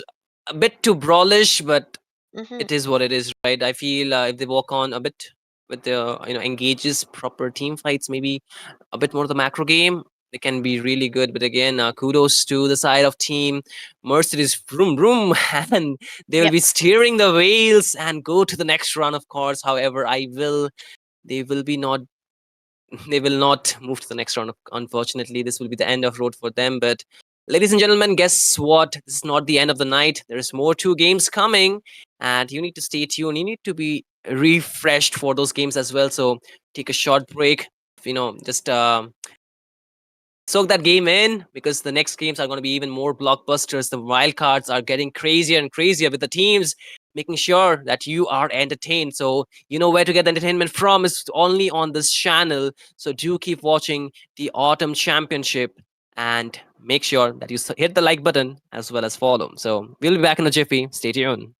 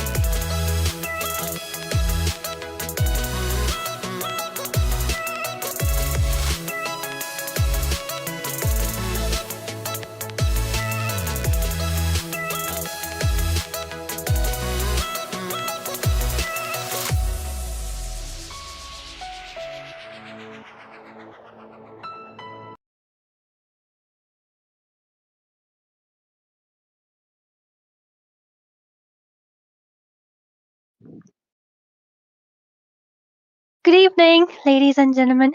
I hope you're all doing great because we are also great. And welcome to the Autumn Land Championship. These are the qualifiers, round two, day one. And with you today, it is me, Asuya. And alongside me is one of the best female casters I know. It is none other than Debbie. So say hello, Yeah, Debbie. I'm gonna say hello to you guys and Asiya too because we are back after a long time and I'm really excited right now. And you know what? I think you look good with the backgrounds of Autumn Champion too here. It's like very it's so autumn and I look like I'm gonna feel cold. Yeah. Nonetheless, like I said, it is gonna be a best of one series and we're gonna have to see what the teams will be able to bring it out because the last match that we have seen it was a lot of brawly team competition and they were brawling up to the end. So it was actually very, very full of blockbuster. But now we are going to be having a little bit of a different teams here. Right now, Scandal of Grace going against Goons, which we were hesitating to say. But yeah, we're going to be saying it anyways because it's gonna be the name of the teams that we are going to be seeing right now. So best of one series is a do or die situation. Well, definitely. And talking about brawl, this is the Indian meta, and these are the other rounds, so we will be seeing a lot of brawls. And Mhm. ladies and gentlemen, if both the teams are ready, I hope we'll be moving on to the draft phase pretty soon. Although, talking about both the teams, I really don't know either of these teams. So let's just hope we see something good happening today. Maybe some good gameplays, good drafts, because you never know where good teams are. That's where that's the place every team gonna be starting off on, right? You become unknown, you make your name. That's where you build your reputation slowly but surely. So I think this is gonna be something we have to focus on as well. But now that it is a wild card region, it's a wild card here. It's gonna be a little bit um, different than what we are usually used to seeing, especially into the drafting phase because we don't really focus onto the stuff that the metals are there or more it's more of a comfortable situation of what they pick, so it's not gonna be that predictable. Well, definitely not that predictable, but then at the same time, some of the bans and picks, though, especially in this meta, this new season, they are pretty predictable. And with this Mhm. thing mentioned, I would like to take this opportunity to ask you, Debbie, like with the Yeah. new roaming shifts and the new season, which heroes do you think are really, really the top tier heroes, and how are the different heroes making a difference, or maybe the new roaming equipments or the new changes making a difference in this season? you know if we talk about changes, I would like to say that it's Angela, man. It's Angela. Angela. Whatever it is, it's gonna be Angela because of the lyric cooldown that she have. We're gonna be seeing a lot of Angela players, definitely, even male for sure. But yeah, it's just more of a hero that is made to help to save the team. So it's kind of it's gonna be becoming a little bit of a meta right now, but still, it's still bannable or even counterable. But if we talk about the tanky metas, still it's gonna be the highlights, even the gacha. Even Chip is going to be rising into the popularity as well, just because of the change up into the map, because of how many boosters he's going to be able to have, how many boosters he will be able to utilize on to. But I think it's not going to be the best if I say that Natalia is also something that can come into the meta just because of the amount of boosters you're going to be having, right? But it is according to the map that you get. It's not gonna be all the time, so it's depending on to your situation, onto your draft, and again also onto your map. Definitely. And when you said Angela, I personally am someone like it feels funny to say, but the days have come when I'm banning away the Angela. Mhm. That's how good she has become right now.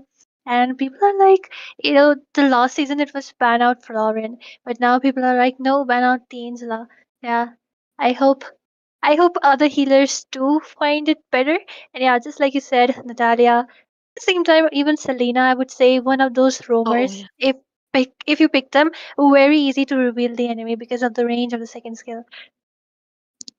that's definitely something that we can focus on, and I'm a bit of a Selena fanatic as well, so I hope is gonna be very deadly to you with the buses here. But yeah, we talked about the buses, but when we talk about the broken walls, I think it can comes down to the more for the XP and the mid lane because they are the one who doesn't really have the best mobility. If you talk about the Uranus or even the Arlot, which require you need to dash on. So the rotation will be better when the broken walls are gonna be put on. You don't really have to use your blinks necessarily to try to get to the place you want to really rotate fast, definitely. So I feel like it's when it comes down to the broken walls, it's gonna be more brawly and it's gonna be basic normal kind of team fights. But if we talked about the boosts, it's gonna be more of a calculative measure where you cannot really go in because you don't really know where the places are gonna be very secure or not. It kind of hit hard. So this is where the changes of the map actually provides a lot of momentums to the game, and we can see a lot of teams also trying to adapt to it as well. So we might, the ranks are going to be different, that the heroes are going to be different as well. It kind of last time it usually depend on your on your combination, but now it's gonna be which map you're gonna be taking. That's where you're gonna be drafting your heroes to. Well, definitely. And like you mentioned, the mobility and the momentum, these new updates, especially the river expansion too, I think Oh yeah. one of the best stuff they've gotten because you don't even need to rush up those boots to rotate with a marksman if you're playing a marksman and you want to join up with those turtle fight in the EXP. But of course, for the mage and the EXP, it is always a boon, like you mentioned. So pretty good changes for it. At the same time, new heroes too. Although do you think Debbie Obsidia is one of those heroes who has potential to be, shifting the entire meta? C is, I would say, C can really try to save out the meta, but not in that big impact or the best impact that the tips had or even the new rumors had. But I think as a marksman, she kind of struggled into the early stages of this game. Not a hero that you want to play into the early stages because she kind of doesn't really have that damage required. But the fact that you have a dash skill, that's a mobility that we are talking about, which a lot of marksmen lacks on, so it can really work out if you are able to kite away in a very very good manner. And I think it will be working well if you want to play for for Obsidia instead of letting her alone into this zone.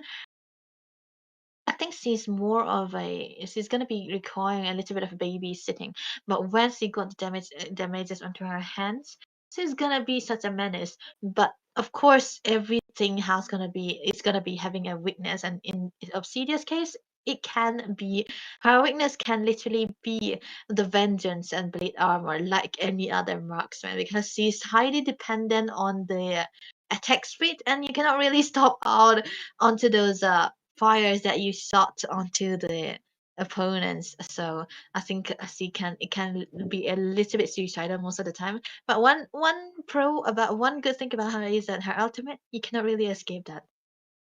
Yeah, definitely.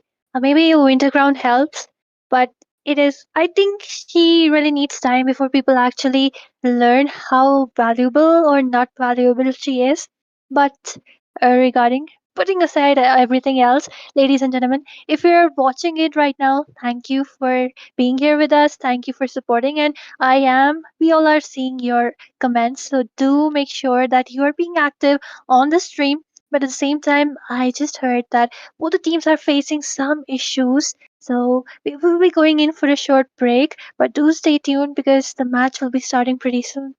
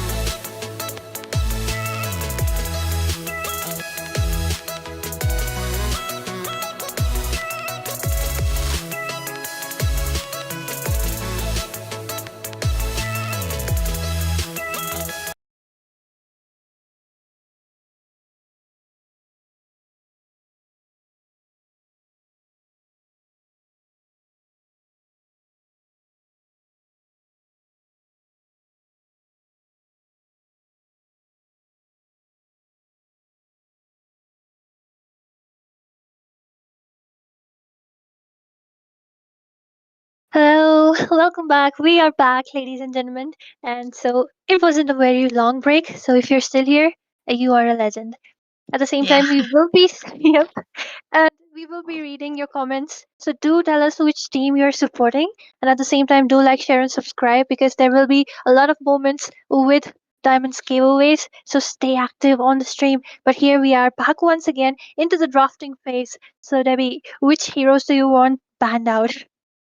I'm pretty unsure what are the bands are gonna be because I don't know what their comfort for is. But I feel like you just ban away the annoying ones, ban away the Grox, get ban away the Lancelots. Even though it has a little bit of a tweak onto this damage, he's still a very good hero to play with. Even the Yushin can go. I won't be surprised if all the heroes that I mentioned are not gonna be banned away because teams are really very different in this wildcard entry. So I'm not setting my hopes up, but yeah, I'm one thing I'm sure is that when you get your comfort, it's really gonna be better Welcome than to staying my to the meta most castle, of the time. my friend. Oh, there we go. Yeah, I'm really happy, Debbie. Like you haven't been here, but every day, each match, I'm like either pick or ban the Grok, Let's hear and from I'm the really crowd. happy if he's Make banned some away. noise for So yours I Yeah. truly. I'm supporting Team Scandal just because they banned out that Grok. Oh my god. Okay. I think it's still good. It's still good. Just ban away the Grog man, very annoying here. So it can remove also. But wait, it's actually goons are doing something out here because they ban out the CC, a very good hero to take away to remove even because CC wins a lot of lanes. You don't have the alert, and then you're gonna be ate away by the CC most of the time. She can be a pure dominator into the lane as well. So you Butterflies just remove that born hero. by thy So right now, wish, what will guided Scandal of by Grace lantern's remove? Oh, light. it's gonna be the Jushin, a very good ban again. Definitely one of those mages you really do not want the opponent because right from level 1 she is a menace. A really Yeah. like a good Lucian player won't even let you take away those minions in the mid lane unless you have a support with you to just clear out that lane. That's how good she is. I think the only one who can rival in the early would be Kimmy because both of them can just annoy each other as much as they want. I So am perfect vengeance match. incarnate. Perfect. Yeah, I think it's also the reason why we always see like if the Jushin is big, it's always gonna be the Kimmy. It's kind of a skill meta into the mid lane most of the time. But goons are gonna be able to remove one marksman that is gonna be the Moskov. I don't really see Moskov being banned away into the first phase. It's kind of banned away mainly for a target ban or for the second phase. But I think this time around, Goons does know that Scandal of Grace might want to go for this particular hero, so They they call have to me a take it away, hero remove it because out I of saved space, my and nation then from falling try to get apart. something that can be of value. But Yushin, again, removed by Scandal. I would say pretty well thought out, good bans from the side of Team Scandal. All three are Thorns pretty good, like remain double should SD a petals jungler because he fall. farms just so fast. Zushin's such a Mhm. great controller. Same goes for the Grok with the revamp. The AoE crowd control is insane. And if he goes in with the CD reduction build with the Thunder Belt, it's like Alt CC after CC, and you really don't want it. But yeah, I would say Lancelot, one another assassin who has paved his way to the top just because the farming speed is good, the damage is insane, the mobility is also Mm. quite high. So you really want someone, picking someone, maybe a pick off like a Joe, Kalia, or even a Kaja works, I would say. See But value then you in have to me? dedicate one hero You for should. just such mobility assassins. Right at the first pick being Fredrin, well, they go in for Oh. support roam. Debbie since Angela is still open. Mhm. I think that's valid. That's very valid. But now that Frederick is thrown up by Scandal very early on, Goons can go for the Angela Bossa combination for their side instead. So it can be a double-edged sword for Scandal of Grace to pick up the Frederick this early, unless Goon does not play the Hope will Bossa or the find a Angela way, together. even It when all can is be forlorn. waited out. But okay, they wanna I'll go first for the Vexana. You know, Vexana has been such a popularity in this tournament so far in the Tournament I Championship, will and choose my own most of the path. Vexanas that I've seen have been always put against the tanky heroes, utility opponents. So Vexana is also a very good hero that can be used against the Bashias or even the Fredrin right now, and I think this is exactly what Goon are trying to do. But very early pick onto this Arlott, a weak laner, but a very good sustainer when Gib played the cards right.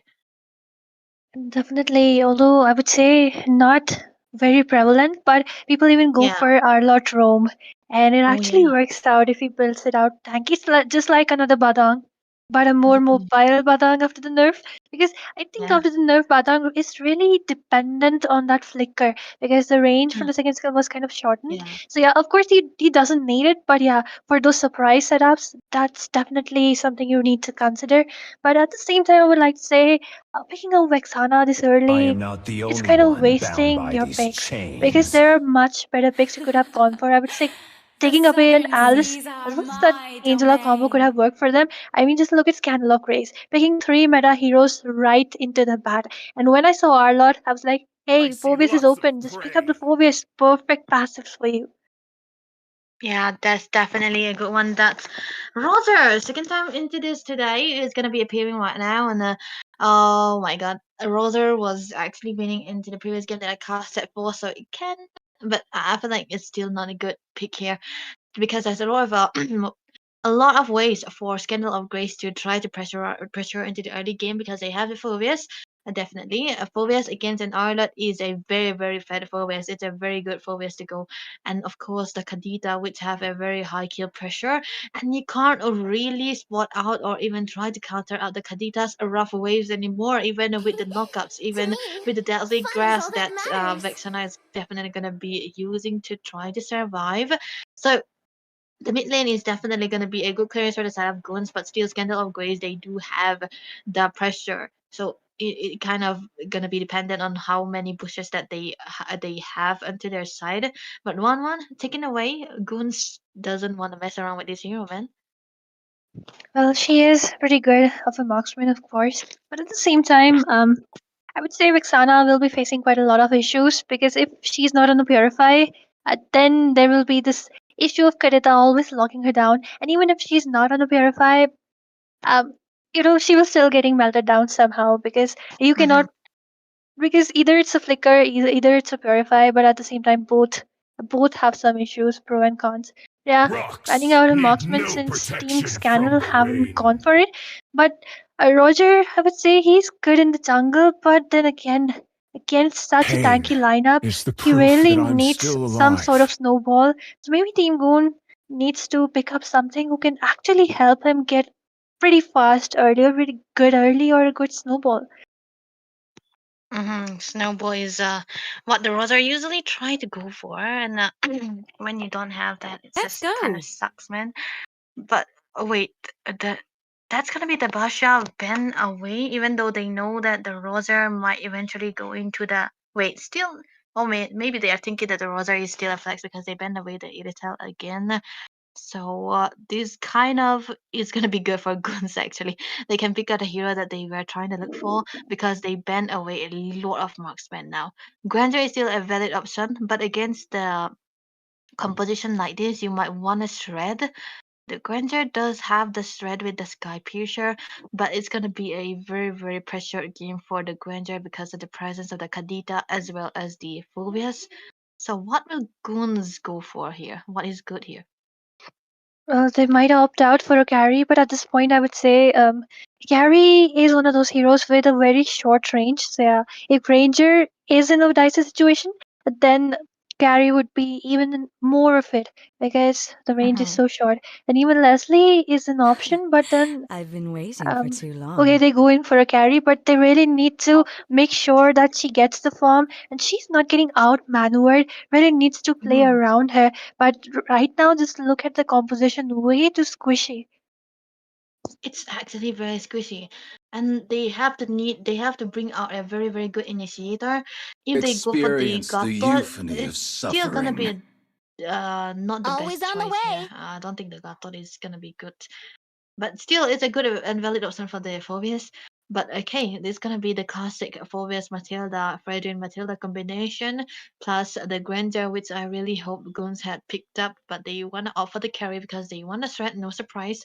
But still, the Granger is gonna be having a good time into the lane because he does have a better range. But if they go for the later part of this game where the carry signs a lot, it can come down to how Goons play the game. But they are gonna be needing a very, very tanky damage soaker and a My good tail's setter been here itching right for now. a What are the real options? fight. Kalea? Carry combination? Well, a single target, not much of an area crowd control, and I think they really needed that. But then again, they do have the Arlord, so maybe Arlord is planning to go for a hybrid because they really need some frontliners, especially to provide some space to the carry, or else the damage dealers will be getting shredded into pieces. Hmm. I think it might work. But there's a fact that the Granger can bring the Purify as well as the Matilda. So the target either has to be the Fredrin, which is not the best, or even the Phobias.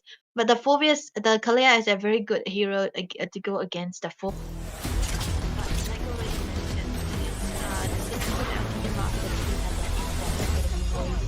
But yeah, it comes down to execution. A lot of micro factor is going to be brought out here into this game.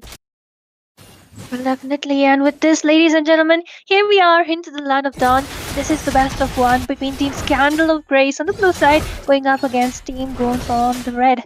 And we can already see some potential scouting happening, like Matilda making the best use of the roaming passive she has. Will be grabbing that extra gold for herself.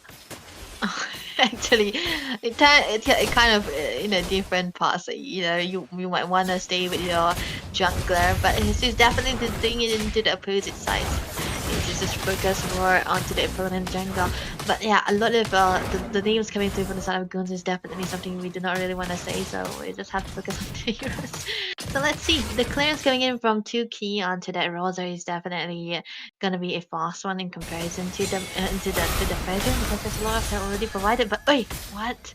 That's gonna be purified burned down so early on. She was really low, and yet she decided to go up against the Vexana. And I would say one of those mages who is really good in the early. The clearing speed is pretty good, so the rotation should be fast. But I do see Toki in that bush just looking for some exchanges. Gets spotted. So by that, a Granger. Well, okay for now. Nothing much is happening. Although I love how they're trying to move their attention towards the gold lane because you really wanna dominate that lane. Definitely, and now that's the turtle is gonna be up in less than 10 seconds. The teams are actually gonna be ready for that. No level 4 just yet for finish onto that interface right now. It's gonna be very crucial for him to get the level 4. But the fact that it's actually Ken who still haven't get the level 4 is definitely gonna be working out well for them. But they have to really start good. But oh, what first blood off camera? Yeah, Matilda was, I would say, very sneaky, very pokey of her, considering she isn't tanky enough in early. Yeah. That's kind of a throw. But yeah, right now Yultaro onto the turtle. Meanwhile, we do see Carrie getting killed away by the Granger off cam. You really need to be careful against the Granger because he will be definitely dominating you. But meanwhile, look at the rough waves coming in, and 10 will be getting taken down right there. Another kill for the side of Team Scandal of Grace. Just rotating towards the orange. Want to take it away? Just providing some vision out there. But the skirmish is still on. Ray already level 4, still being the absolute pokiness in his blood. He just wanna, be there, do stuff like that, just give out the vision. Even though with the Matilda you do have the guiding win, most of the time they try to survive, but you cannot be that stinky enough. But already a lot of damage onto the hands of 2key who's been rapidly farming. Even though they lose out to this turtle, they might eventually try to scale up. But onto the top side, actually, there's a bit of a vision given for the Kalea. They might try to go for a not level 4 Kalea, so it's still gonna be good. But the fact that Super Aviel hasn't opted to go for the Purify just tells us that he wanna go for the Brawl on a 1v1 situation against the carry, and he wanna. Oh, look at that! Rough waves. I mean, even Vexana isn't without Purify. Why would you do that in front of a Kadeta? You were a sitting duck, I would say. And with this They are opting in once again. Taunt from the Fredrin to Toki, but he will just be retreating for now. Meanwhile, in the top lane, Carry in a dicey situation. The Circling Eagle just to stun her away, and Super A will be grabbing onto another kill. 2 kills in the hands of the Granger, 2 deaths for the Carry. Not looking good for the side of Team Goons. This is what the value of the Granger comes true, but initiation? Oh, never mind. It's gonna be. I thought it was gonna be a good one here, but into the mid side as well. That's gonna be a Rotor sprinting away. There might be something here. Well, he is sprinting pretty fast, just like a wolf. Pretty canonical, I would say. But yeah, the next turtle is already coming up, just gathering away. And once again, the Rough Waves combo coming in onto Toki, but manages to barely survive in a pretty low HP. Well, he is level 7, 1 level ahead.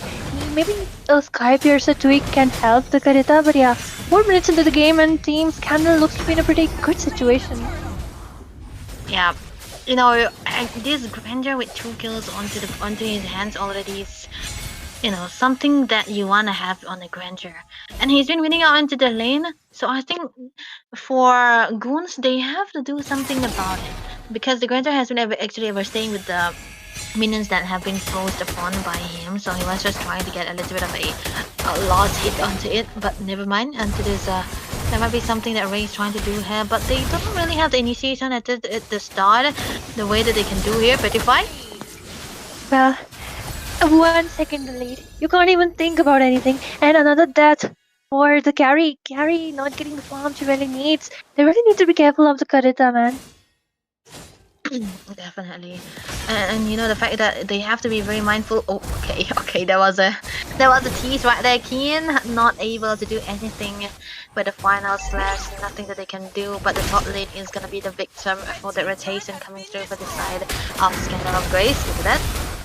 Okay, Kalia might grab onto someone with 4 wish with the knockups, trying to just set up that team fight if they ever commit to it, but Team Goons know that they do not have enough resources to contend for now, so just backing off. Meanwhile, Roger trying to just take away the trade with the first hit from the bot lane. Redren though with pretty good awareness, but I might see Arlot.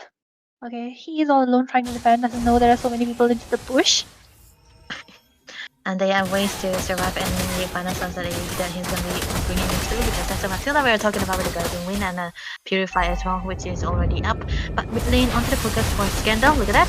Oh, final slash once again. Granger in a dicey situation. Just clicking down with the Red Waves coming in once again and Carry. A double kill as 10 will be the second one to fall right there. Rain, a very low HP, but will be going back with the passive from the flash. But Phobius jumping like a menace. A kill for him. A double kill as the ref.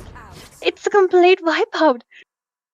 Damn, I would have thought that it's gonna be a complete wipeout. But a lot of trades happening all over across the map, and Scandal is actually having the upper hand right now, just because of the pressure coming in from the Kadita most of the time, as well as the winning lane that they had onto the goal side too. But now the mid lane is what they're gonna be focusing on, taking down again the upper turrets, the outer turrets of the lanes. Top lane and the mid lane is gonna be removed from Goons right now, and the turtle is definitely gonna be freely taken by Scandal of Grace, only adding to the goal lead that they have right now, so they can go for a flank here. Look at that. Okay, Kane, Sandwich, uses up the final slash to do something, but it will not be enough. There's 1 versus 4 after all, and with this, another turret down, and Super Terrify coming in.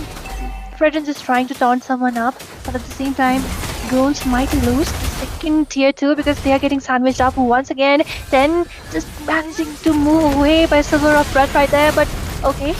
Why is the flicker being used up right there? This is a very weird direction for, I would say, Kalia to use that ultimate on, and pays for it, being separated by the entire team. Isolation is what you do not want to have onto the Kalea. You want to stick to the team, get an ultimate, Tsunami slammed upon, and have that removal. But right now, it's going to be something here. Taunt? This game, Taunt coming in with a flicker from the Carry, managed to survive, but it will be the Arlot playing up. Here we see the Roger just grabbing onto that kill onto the Vexana, with this still getting taunted left and right. Isolated once again, might try to move away, but we do have Super Avil in the top, but Toki comes in for the rescue, but Toki gets sprayed down. A really good cannot underestimate, but the appraiser squad's coming in, and that kill onto the Roger, way too underestimation. But yeah, the Tsunami Slam coming in once again, and Soki in a dicey situation. Granger right behind, wants to gun her down, but she will be going in for now. And with this team goes, might look away with that turret, but it's funny how one by one someone comes to defend. Yeah, it's actually taking time, falling like dominoes, one point at a time. But yeah, they still are able to defend onto that after a lot of bodies falling down right there. But still, it's still into the favor of Scandal of Grace because they are having the position to try to go and focus onto the Lord again. The plan was to get down the bot lane turret and focus onto the Lord, but every time they want to take that turret, it's always the team goons who comes through trying to defend it out. But right now, Carry isolated, one hit away. Oh, meanwhile, we do see the mage also getting taken down by Karita. Perfect camper she is. Oh, there's the taunts coming in from the Fredrin. A lot of taunts onto Zoki. He cannot escape. The Praises Sword coming in. Really barely surviving with a really low HP. And with this Yutaro manages to just shred her down. Solo for a tank. A tank takes down the tank. That just shows how well off they are, Team Scandal right now. Yeah, they are so fat, man. There's a Genius one and a Glowing one already into the hands of one. Kadita was able to burst a new one with the Petrify combination too. But the fact that this is the Rosa who have 4 items already onto his kit. I mean 3 items. He's gonna be needing at least 1 more penetration to try to shred down the frontliners that he was supposed to be doing. But he hasn't been able to find a way because there's nothing set up for him most of the time. It's always him trying to go in again and again. This is why I was actually a little bit skeptical about the carry, not the carry, but the Kalea. They could have had at least their frontline as a damage soaker and it could have really worked out. Even the Hylas could have worked out and, make way for the Rosa here again. But now they look like they want to focus on this inhibitor here. But there is the shield getting taken down, Lord marching in. That was pretty good for them. And with this, the 4 members just trying to defend, but the damage coming in from the Granger is actually hurting them at this point because they are so underfarmed. And yes, they really need to worry because just look at Vexana, 5 deaths already, and yet I would say the severe lack of frontliners with the Petrify combo coming in once again. And one shot from Karita onto the R-Lord, even though he has gone in with the Thunderbelt, but the sustainability isn't enough. With this, the second tier from the mid lane also getting taken away. Holy Shield falls next, but look at the dash coming in. But Tsunami Slam coming in, and Ray will be paying for that overextension. I don't know what he was planning, but okay. 1 kill in the hands of Team Goons. And maybe just wait for such mistakes so that they can farm up slowly but steadily. But I see Karita once again maybe camping in for Toki. Maybe, but Roger just trying to capture that orange. Maybe getting sandwiched away, uses up the movement speed he has. Still in this protection of the turret, manages to back off unless Yutaro has something else to say. Unless he has some taunts coming in his way. But no, they just back off for now. I feel like they could have went in if they had the minions, but unfortunate for them, the minions weren't there. But oh my goodness, that was a rough wave being wasted by one there. But it has a short cooldown. It's still gonna be up to when the time is gonna be necessary here too.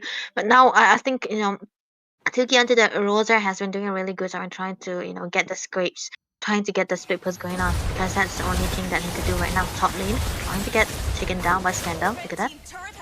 Oh, the second tier falls from top lane and brute force by Toki. He knows that they really need that 7 defense, but look at the damage coming in from the Granger. He really doesn't want to go up with the final stance on the 2 people, and Granger gets shut down right there by the lot of Tsunami Slam coming in onto Toki. Airborne up right there, but still standing tall. And Sinks will be getting taken down by the carry. Meanwhile, Toki all alone in the front lane. The taunts coming up. He really wants to go in for the Ray. He really wants to go in for the Karita. Gets stuck up right there. A lot of taunts coming in. They really don't want him to go force those back lines. And with this, Ray as well as Karita survive, but at what cost? A 2-for-1 trade. And that too when Lord is coming up, Debbie. Lord was the definite a better way to go for, but yeah, kudos to Key for being able to play it so well, able to flank into the backline most of the time, and successfully sending them away from his own turf. But right now, Lord into the focus. Oh, what? Oh my god, I had my eyes on the Karita, and once again Vexana falls victim. Vexana really needs to watch out, but the Appraise is what's coming in onto Toki, soaking up a lot of damage. The Circling Eagle also onto her cannot sustain, as even though they got a little bit of gold, it is still not enough. But Ray in the front line still trying to provide some vision, Avil right behind them, and the Lord also in the hands of Team Scandal. Will it be the final defense? Will they be able to defend this? It have to be the Vexana who needs to stay alive and the carry as well for them to try to defend this. But I'm pretty sure they will be able to get out the inhibitors as well. And if they sink their minions well enough, which they cannot into the top lane, it can be a little bit defendable, but still the pressure coming through from the side of Scandal is too much for them to handle. One inhibitor down, right? Good lane though. Okay, the dawn's coming up, and Vexana manages to move away, but not for enough to not be seeing the light of dawn once again. But the Snowman Slam coming in once again, and Sin will be getting taken down by the carry, but they're still going strong in for it. What? And Supreme with attacking onto the Arlot. A lot of stars coming up. Yoki's the only one remaining, but it is a maniac for the Granger as he keeps hitting people one by one. They really want to salvage, but Ray falls down for that greed. Meanwhile, the Lord hits the base, and Team Scandal will be grabbing this one. Best of one. Scandal of Grace rising to the Thames. They're gonna be having the champions. They're gonna be not the champion, man. They're gonna be the champion of this best of one series, and a little bit of a analysis I would say onto this Kadita right here. A lot of role that he was playing. I have been liking the way he was playing because of the way they were flanking and able to play so well. 30% damage onto this mate, able to find ways to get the pick off, to get 2-man, 3-man knockups, and of course the rough ways as well. But at this point of the time, it was too long. It was too much of a pressure already for the side of Goon that they weren't able to find something out of his. Of course, Kane was able to find some good final slashes, but they did not have the damage. They have been losing out onto this goal. They are losing out onto these objectives, every turret here and there. So, when you have one winning lane, you might actually want to try to play for this. But in this case scenario for Goons, they have both of the sides are losing laners. The Erlet against a Phobias is a losing lane. The carry against a Granger is also a losing lane. So it kind of give out the pressure to the trio mid, to be very indecisive of where they were rotating out. Definitely, like if you're planning to pick up a Roger, you need to supplement him with some good early game heroes right there.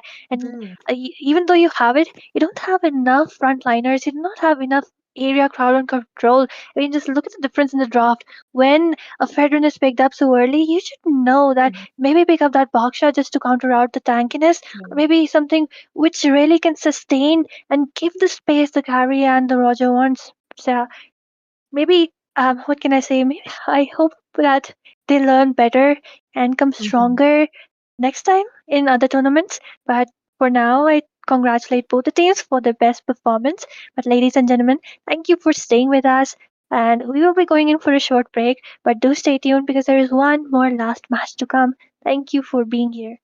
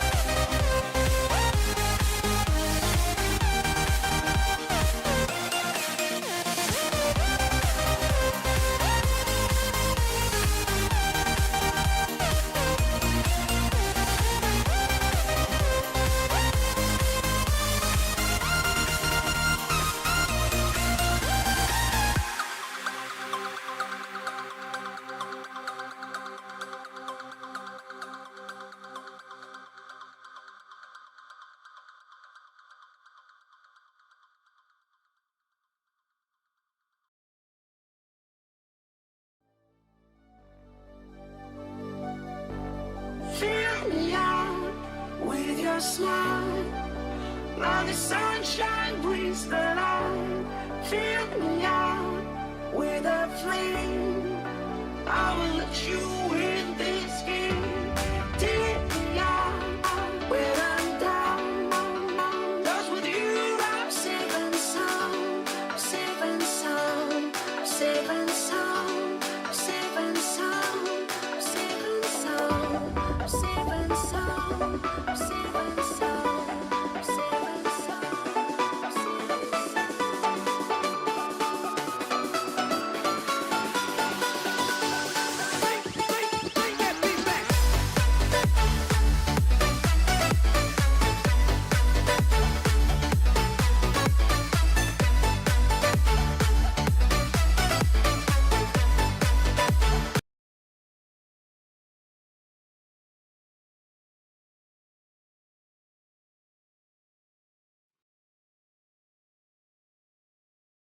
UCHIHA MEOW. Let's go. Hello and welcome back, ladies and gentlemen. If you're still here, you're a legend. So, we'll be happy if you accompany us throughout this last match, which is going to happen in the Autumn Championship. These are the qualifiers, the wild cards, round 2, day 1. And once again, it is me, Asuya, joined in with Debbie. It is quite late, but you know what? The later it is, the more romantic the night gets.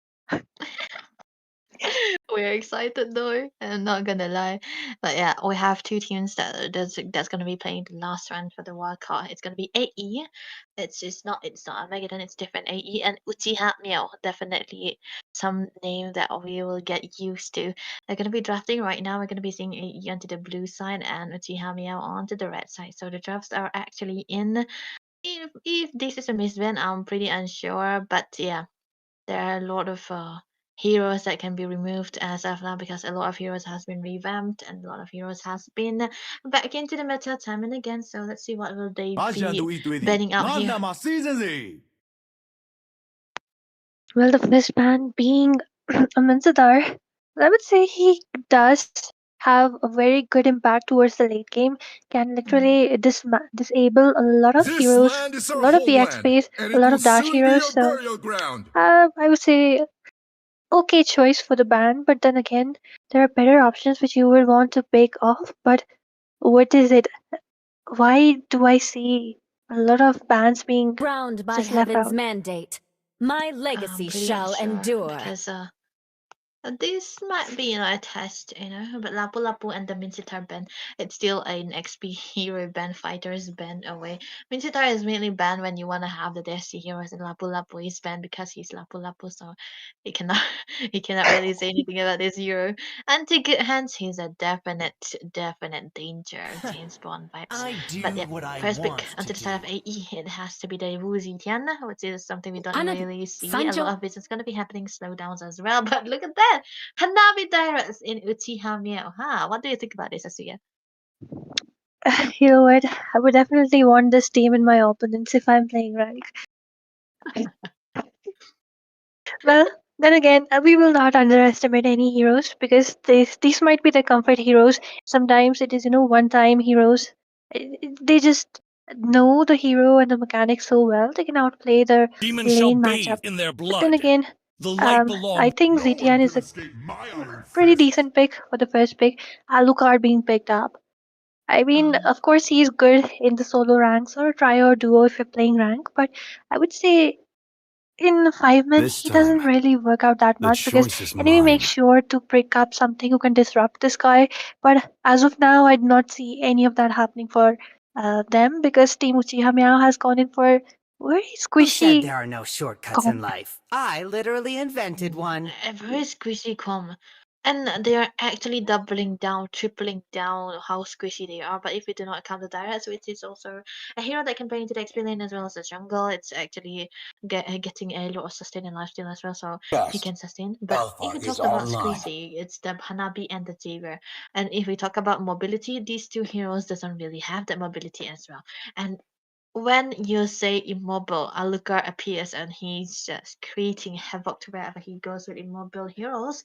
So definitely not a wise choice to go for the Jaeger when you see an Alucard already and pair it together with the Badang. So this is going to be a very, very big crowd control happening for the side of AE, and they have a very good combination as well. Even if the Badang goes into the roam or even the XP lane, he's still going to be having a lot of value because of the crowd control that he provides in a lot of stun as well. But start time in a row, Asuya, it's going to be the Roser again. Experience the Well, euphony of what suffering. can I say? I would say you want heroes, like I said in the previous game, you want heroes who can provide the snowball to this guy. But right now, Team UCHIHA MEOW has literally Harabi for the late game, Xavier for the late game, and Tyrant. I mean, although he will get stronger with the equipment, but he can't say he's like okay from the beginning to the end. So draft wise, I would definitely say Team AE has done the better job. Picked up three great heroes, Granger, Badang, as well as the Zetian, who is pretty good when it comes to team fights. And with the amount of crowd control Badang as well as the Belleric has, definitely they'll be facing a lot of team fights, group team fights, and if that happens, it's a definite win for Team AE. Unless they do some mistakes and the game goes really late, and Xavier just one shots the mage or the marksman. Yeah, for Xavier to work, they need a front line. Oh, there we go. It's going to be the Tigreal they are trying to opt for. This is the one good thing about this combination right now, coming in from the side of UCHIHA MEOW. But still, with the taunts that the Balearic have, I think it's going to be a little bit harder for the Tigreal to even go for the sets most of the time because when we talked about the raids, it's definitely going to be the Balearic who has the better range into the AoEs most of the time, as well as the crowd control again. So it comes down to how well the execution goes on, because early game is definitely going to be into the hands of AE, and UCHIHA MEOW might eventually struggle unless Direct do something about this and, try to go for the 1v4 and wins out. And other than that, I think if AE plays their cards right and if they play their heroes to their full advantage, it's definitely going to be them winning out just because of the heavy crowd control that they have already. Definitely, and on top of that, it's just like you mentioned, for an Alucard, so many immobile heroes. I think Alucard will be enjoying this game quite a lot. Because if of course, if you're opting for an Alucard in a tournament, that means you really like playing him, and he's like one-time hero which you have into your roster. So yeah, I am assuming that he's a good player. So the way they're looking at each other, though. Let's see what this game will be bringing for us, because it's going to be the last match for the Brum League. And for today, Clearance is actually very good for the Rosa here, surprising enough. But it's still gonna be the Alucard who have the well better rotation. So a bit of poke into the mid lane here. This is the power of the GTN actually. He does really have a good poke and can actually win out most of the time into the lane. So a little bit of losing here in their skill. If we talked about this mid lane ratio, the Javer doesn't really have the damage, and G10 is more of a sustain. So this for UCHIHA, they have to drag this game to the mid lane, the later part of this game. But Tigreal though, doing a little bit of invasion. Eh? Oh, okay, all alone right there.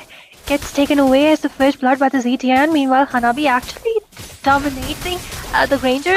Puts up the Aegis. So Balearic comes out for the support. Meanwhile, Roger and Xavier is there too, but they already lost their tank. Maybe played safe for now. They do not have the cards for the early because Alucard is already level 4, diving in for Hot Potato, which is the Roger, and of course he will be the second blood of this game. And still going in for Onion. Of course he's just sitting down. Dark doesn't even have the flicker, and another kill into the hands because I see even Hanabi pretty low. Gets taunted by the Ranger, and there's another kill into the hands of the ZTN. I thought it will be a triple for the Alucard, but doesn't matter. The Tigger is the only one surviving for now, but the turtle is up, so definitely easy for Team A. Yeah, AE. I think that's the power of the Alucard we are talking about against Immobile Heroes. Hot Potato still level 3, trying to contest onto this turtle, which is definitely not good. Look at that.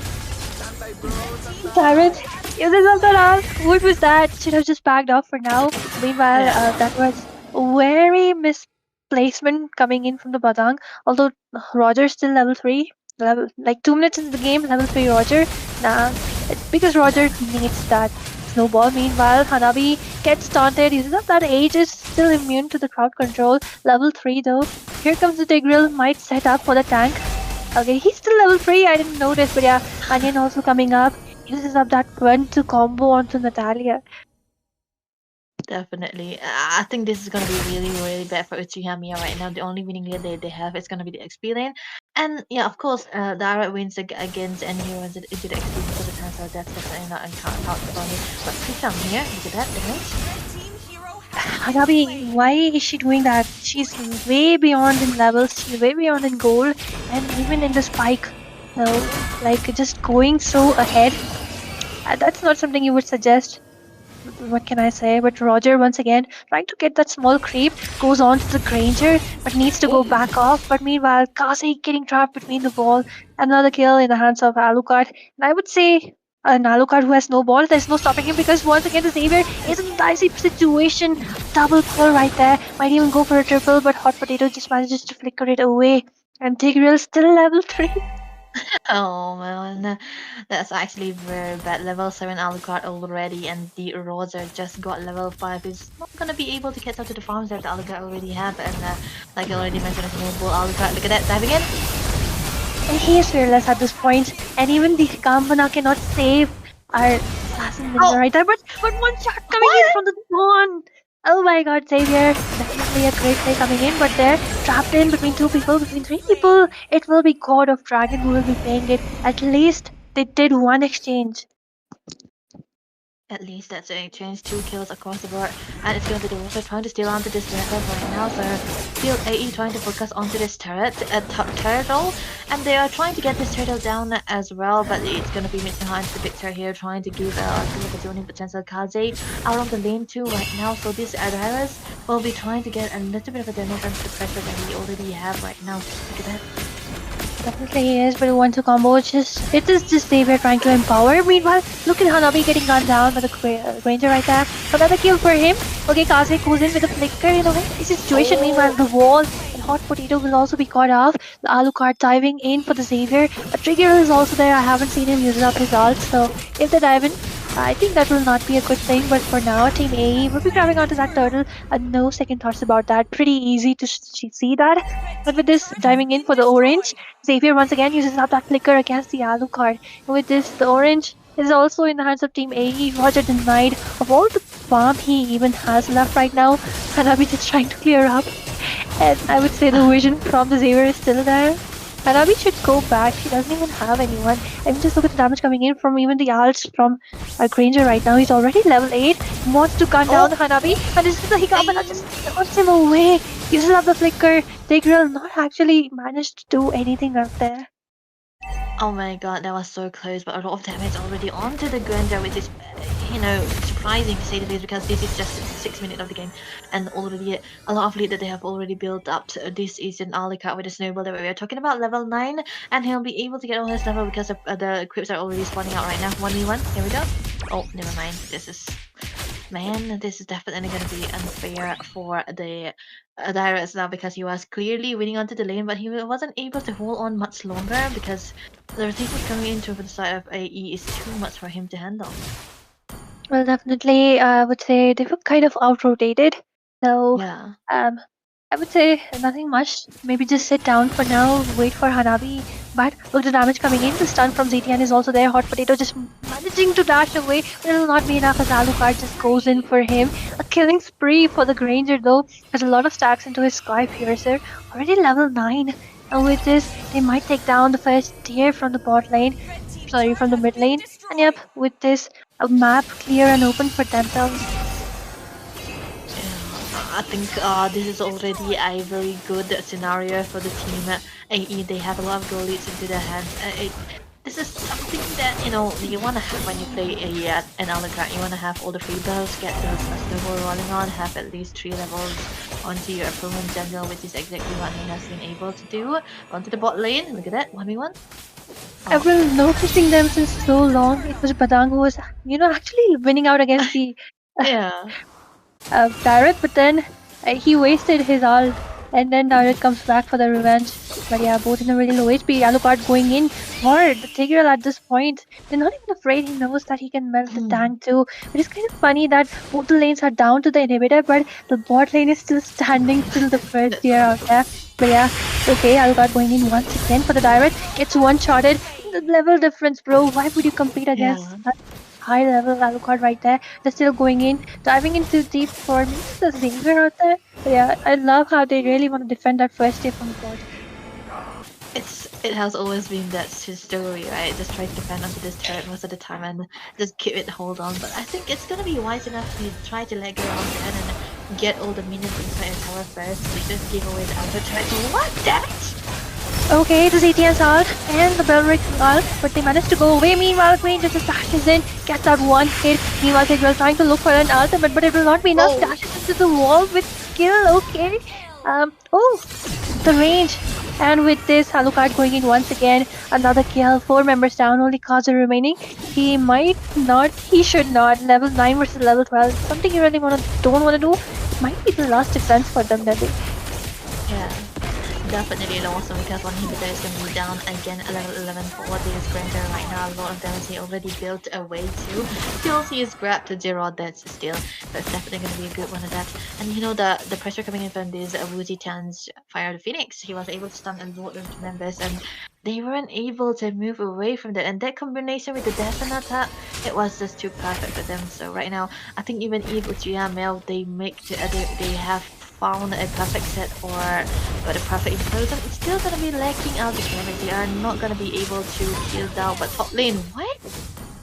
One stun from ZTN and one hit from the Alucard, and Hot Potato gets grilled.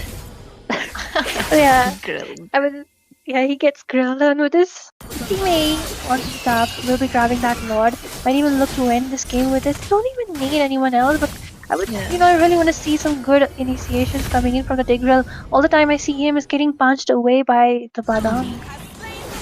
That's the downside of the Tiger. You get crowd control quite a lot, and even with the Belaric's puppy, but he's always been taunted, and there's no way he'll be able to get the implosion on time. And unfortunate for him, when he was trying to get an implosion and flicker combination, there was already the Zetian's a passive that knocks him away, and that's definitely not a good one. So Tiger is also a good hero to have the crowd control, but he is also weak against crowd control. So that's the downfall UCHIHA MEOW is finding right now. Even if he find a good setup, I don't think the teammates have enough damage to try to follow up. Well, definitely do not have it, but yeah, the Final Lord, maybe the Final Lord is marching down, although they do have the Hanabi. She manages to position herself well, which she hasn't been doing. They can well down that Lord pretty easily, but the flicker and the ultimate coming in, and the push up onto the bell ring, and with the dart from the ZTN follows up along with the help from the bell ring, and it's a complete wipeout as their own strategy just misfires, and with this is the end. They even concede defeat. Very sad for them though. But Team A will be grabbing this victory. The last winner of today is going to be Team AE. We are talking about right now. It's late into the night as well, but they're going to be grabbing their victory and winning it out. Hot potato, or more of a grilled potato with the bills are very, very different. I would say he actually gave up into the midst of it though. But yeah, a lot of damage into the hands of Prixam onto this Granger. We talked about his damage. He was 0 deaths. Of course, he was able to grab a kill hand and there, and I think he also got an 80 stacks into the sky piece at the end of the stages. But you know, a perfect ultimate command for Keyboy. Most of the time, the initiation that have been made by the Tigreal hasn't been capitalized by his team just because of the Woozy Tan's ult and the stuns that have been coming through. So in the end, it was all we're gonna be getting. This is a pure domination going through from the side of AE. Well, definitely, but then again, I hope that both the teams, especially Team UCHIHA MEOW, they do watch. If they're really serious, they'd watch and learn and come back stronger, maybe in some different tournaments. Yeah, for now, I congratulate both the teams, and I thank all the audience who's been staying with us, if you are, because it is late into the night. But with this will be the final match for today. Thank you for being with us. Till then, good night. Take care. Dominate.